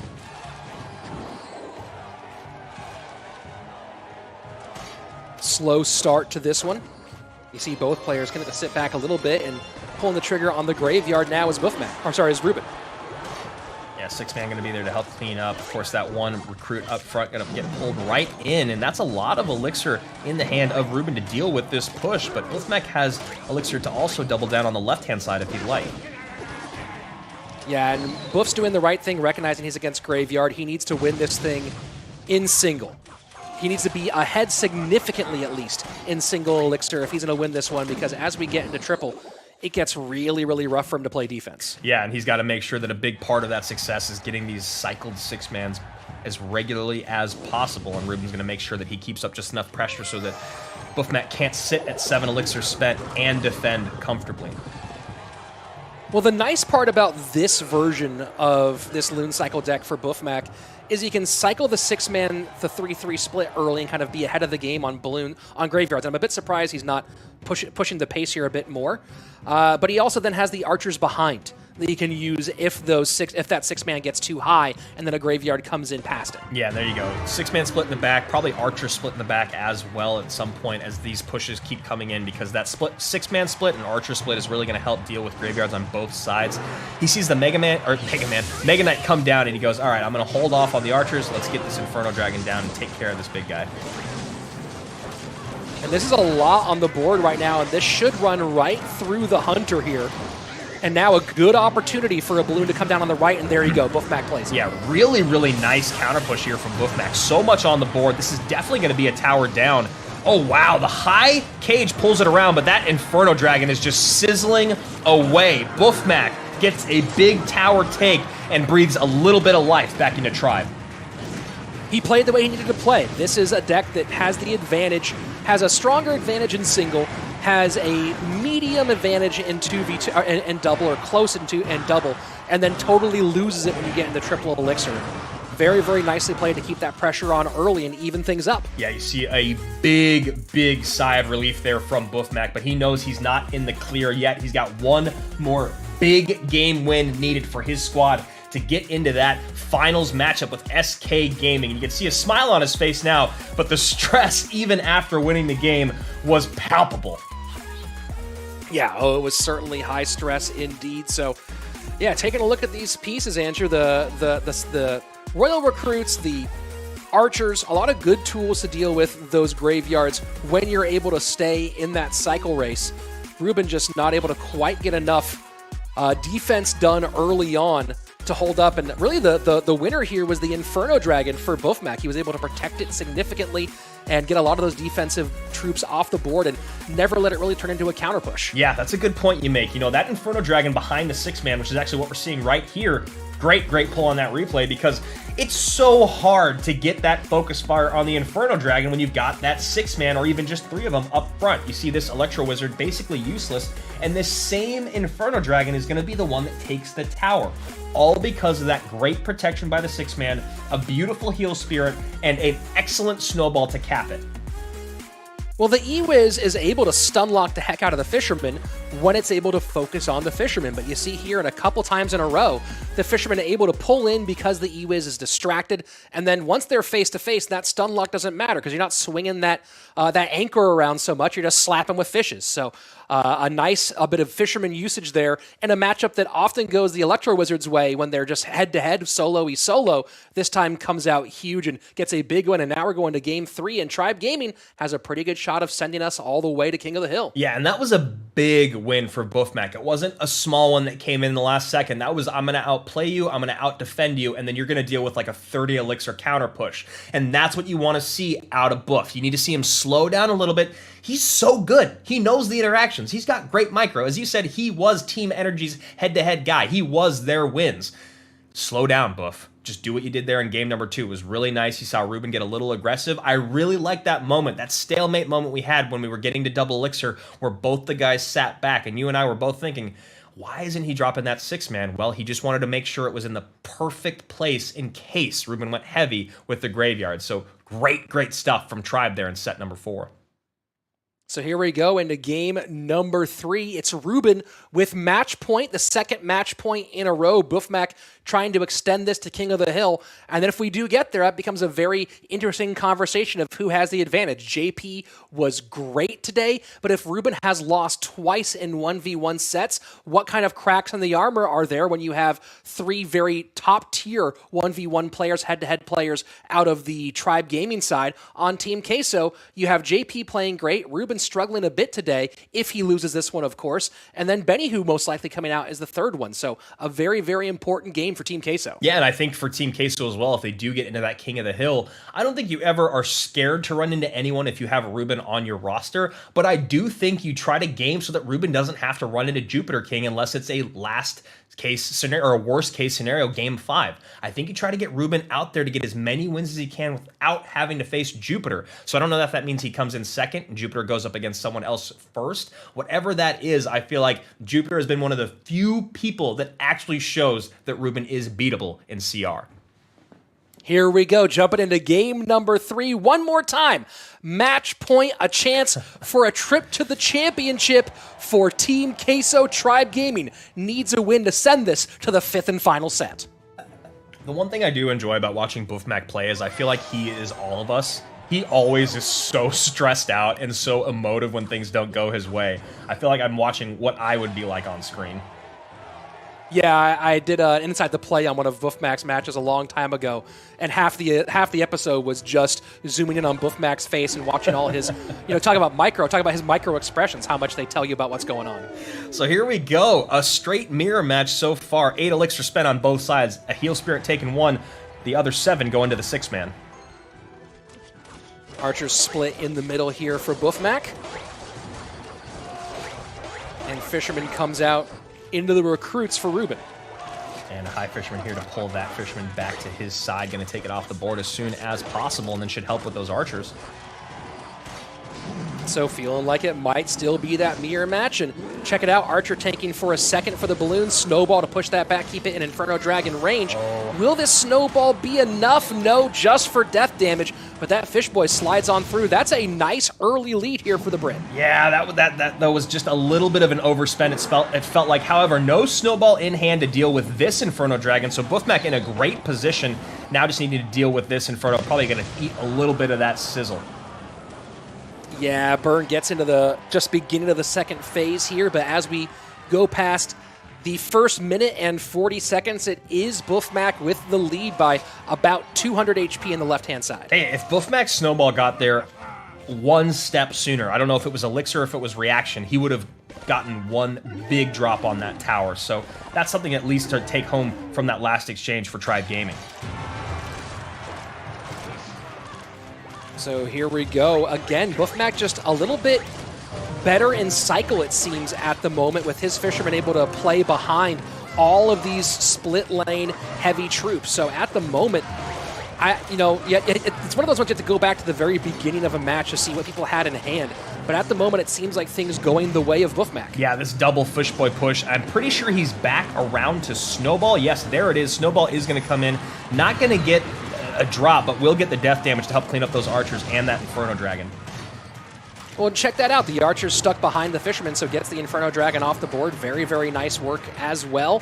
And one more little shot, 13-25. So as we are just 15 seconds away from sudden death overtime, Buffmac adding to his lead. Yeah, that's a big, big Archer shot there. Just nice little cherry on top. And here we go. Balloon trying to cruise on through with the help of the snowball. I think Buffmac did do it this time. There it is. Oh, wow. Huge, huge connection. But now you see a lot of pressure coming in the opposite direction.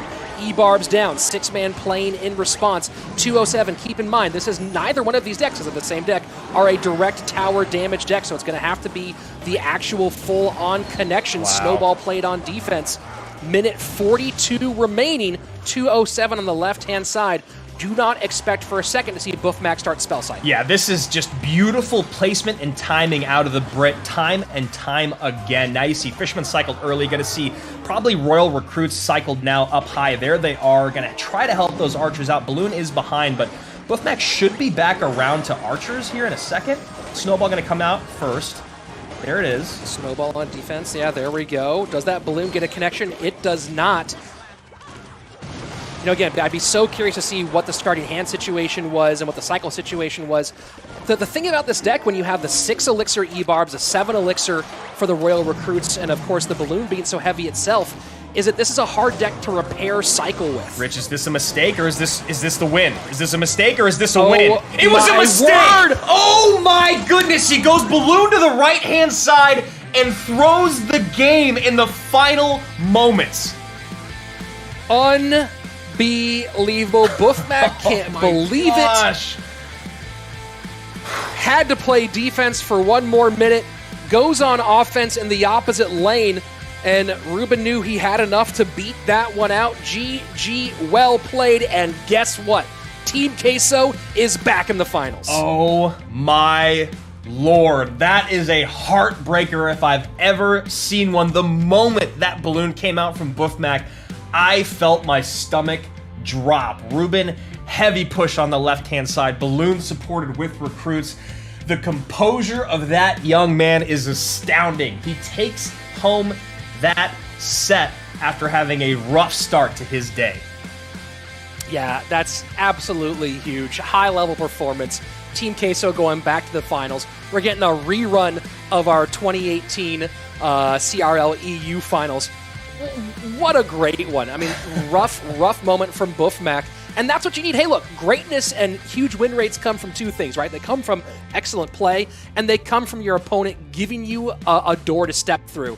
And Buffmac opened up just a crack, and Ruben burst right through it. Yeah, we've seen a couple times today these great players in Morton and Ruben not giving up, pushing through. I mean, that game felt like it was game, set, and match towards Buffmac. We were going to go to King of the Hill, and it was all up in the air from that moment on, but just incredible stuff out of Ruben. I mean, the wherewithal to know that he was going to be able to delay that push on the right long enough and get that Balloon to sneak into the tower in time. I mean, if you look at when we were looking at the end of that match, the Balloon's on the tower. It's there. You got a blue Balloon on a red tower on the right-hand side, but Ruben just beats him by a second. Yeah, that's absolutely bananas. Absolutely bananas. Hopefully we'll get a replay in here in just a moment. And yeah, taking a look at some of the early moments, it really felt like Buffmac. I was getting ready. I was like, we're going to King of the Hill. This will be nice. Yeah. We got a full BO5 out of the day today. It felt like Buffmac just had that one going from the early moments. And we'll get to the end here fairly soon. Man, just got a feel for Buffmac, got a feel for Tribe Gaming. On the flip side, I got to be really excited here for Team Queso. Yeah, I mean, he really needed that very first bomb drop is what we just saw. So here you see another great defense by Ruben. 2 Fishermen on the board, 2 Archers, a Balloon, and a Snowball come down. Ruben somehow prevents that hit. And this is the moment where Buffmac comes in and really gets the game in his favor. E-Barb's up high, Balloon comes in. I believe this is where he does get the drop. No, yes, it is. Yeah. Inferno Dragon just steps out of range for a second. And then we get a great defense from Buffmac, and this is kind of the end of it. And it's the Balloon, man. It's the Balloon. We see this Inferno up high. Nice Balloon reset. Gonna even things up. The defensive Snowball holds on to things, and still, at this point, I guess the big thing is to look at the elixir difference, and yeah, he goes Balloon in the right-hand lane, trying to steal a win here. And I don't know what was going on in his hand. Snowball on offense, nothing playing on defense, just kind of let that Balloon meander on the tower. And Ruben going Ruben going for a high-risk, high-reward play, or not Ruben, Buffmac, and that's the problem. Sometimes that reward does not actually come in. Yeah, and you saw those high E-barbs right into, I think it was 4 recruits there, the balloon behind, and as you said, the snowball on offense, the archers come down late, and it's just a small misstep. I mean, there's a lot of pressure going on in this moment, and pressure apparently did not get to Ruben. A 3-1 win for Queso, who takes down Tribe after taking down Cream Real Betis. They will be going on to the finals to face off against SK Gaming, of course, who you saw take out Pain Gaming earlier today. All 4 squads aforementioned will be making it to World Finals, however. And there's one person who is really excited about this final matchup. It's Morton. He wants revenge on that 2018. Morton put SK on his back in that 2018 season, carried them all the way through, and then they just got blown out by Team Queso. I think it might have been a 3-set sweep, if I remember correctly. And Team Queso went to World Finals, of course, SK regrouping to build a team around Morton. And now is another chance here for Morton to take the Western Championship against Couture and Benny, who he faced off back in those playoffs. Yeah, that is crazy. It feels like a lifetime ago. And, you and I like to have these MVP conversations quite a bit. And on the weekend now, this becomes a very interesting one because I think going into today, you and I were both feeling like it leaned towards Wallace after what he did in King of the Hill in 2v2. After what we saw out of Ruben yesterday and clutching it out today, does it feel like he edges it out, or do we go to Benny and Couture, who pick up 2v2 sets in a row? That's actually a really hard question to answer, right? Because Benny and Couture did so much to set up Ruben in those ones. Man, you're putting me on the spot. I'm the one putting you on the spot. I kind of feel like you have to go to Benny and Couture in this one. They set up their head-to-head players so in matchups that people didn't expect them to win. Especially with the way that Ruben kind of was a little bit off for part of it today. We don't know how these would have gone either way, but it all started with Benny and Couture getting big-time wins in these 2v2 sets and matchups that people were voting against them in. Yeah, I mean, I think that's a really good way that you put it, is that no one really expected them to win these 2v2 sets. Yes, maybe had a better chance against Cream, but I thought there was no way they were going to win the 2v2 against Tribe today. Just no way. And they straight out played them. This is what a squad should look like, though. You can't just rely on one guy to do it for the entire season. So today, IMJP steps up. He does his job. But Benny and Couture picking up 2 2v2 set wins in a row made it so there was so much less pressure for their big-time head-to-head guys as they move through this BO5 set. Yeah, I mean, if Benny Couture don't win that 2v2, at this point, we're at the very minimum going on to King of the Hill, although maybe who knows what the pressure is on the front end either-wise. And part of why, Ruben won 3 sets this weekend out of 4, but Buffmac kind of threw that last one there a little bit. So, I don't know, I like your thought there on Benny and Couture, and you take a look at the predictions here, and everyone got it right, or we all got it right with SK Gaming. Everyone got it wrong today with Tribe. Yeah. Really, really surprising there. And no surprise to see our good friends Bruno and Deco picking Pain Gaming. Obviously, their home team. Sad to see them lose, but I'm sure happy to see them going on to the World Finals. And yep, Tribe Gaming. What an upset by Team Queso. And that's, again, why I think Couture and Benny deserve that MVP, is because no one, not you or myself, gave them the chance to win this 2v2. So here we go. SK Gaming and Team Queso. I mean, these are the two of the squads that we talked about coming into this season that we thought would be here at the end of the day. Yeah, I mean, it's so interesting because these are two teams that were really, really good. SK great in 2019. Queso getting very close. Of course, people forget that they were third place in that fall season last year as well. But two teams that underperformed in the spring this time around, both getting back on track here in the fall, and we have a great championship. And keep in mind, we also have a third-place match next weekend as well between Pain and Tribe, with a fairly significant chunk of the prize pool on the line. Yeah, there's $225,000 up for grabs being split between our teams, and obviously going to be a lot larger for that second place and first place team. Third and fourth place, big drop off there as well. So right now, we're trying to talk through who we think our MVP is. Rich and I obviously thinking it's Benny and Couture, but I don't know, man. I mean, people arguing for Ruben going 3-1 in sets, but like you said, I don't think that he would have gotten to where he was without the help of them in 2v2. But here we go, MVP of the weekend. No surprises, honestly, right? Yeah. I mean, we had this is voting across all the different casters booths.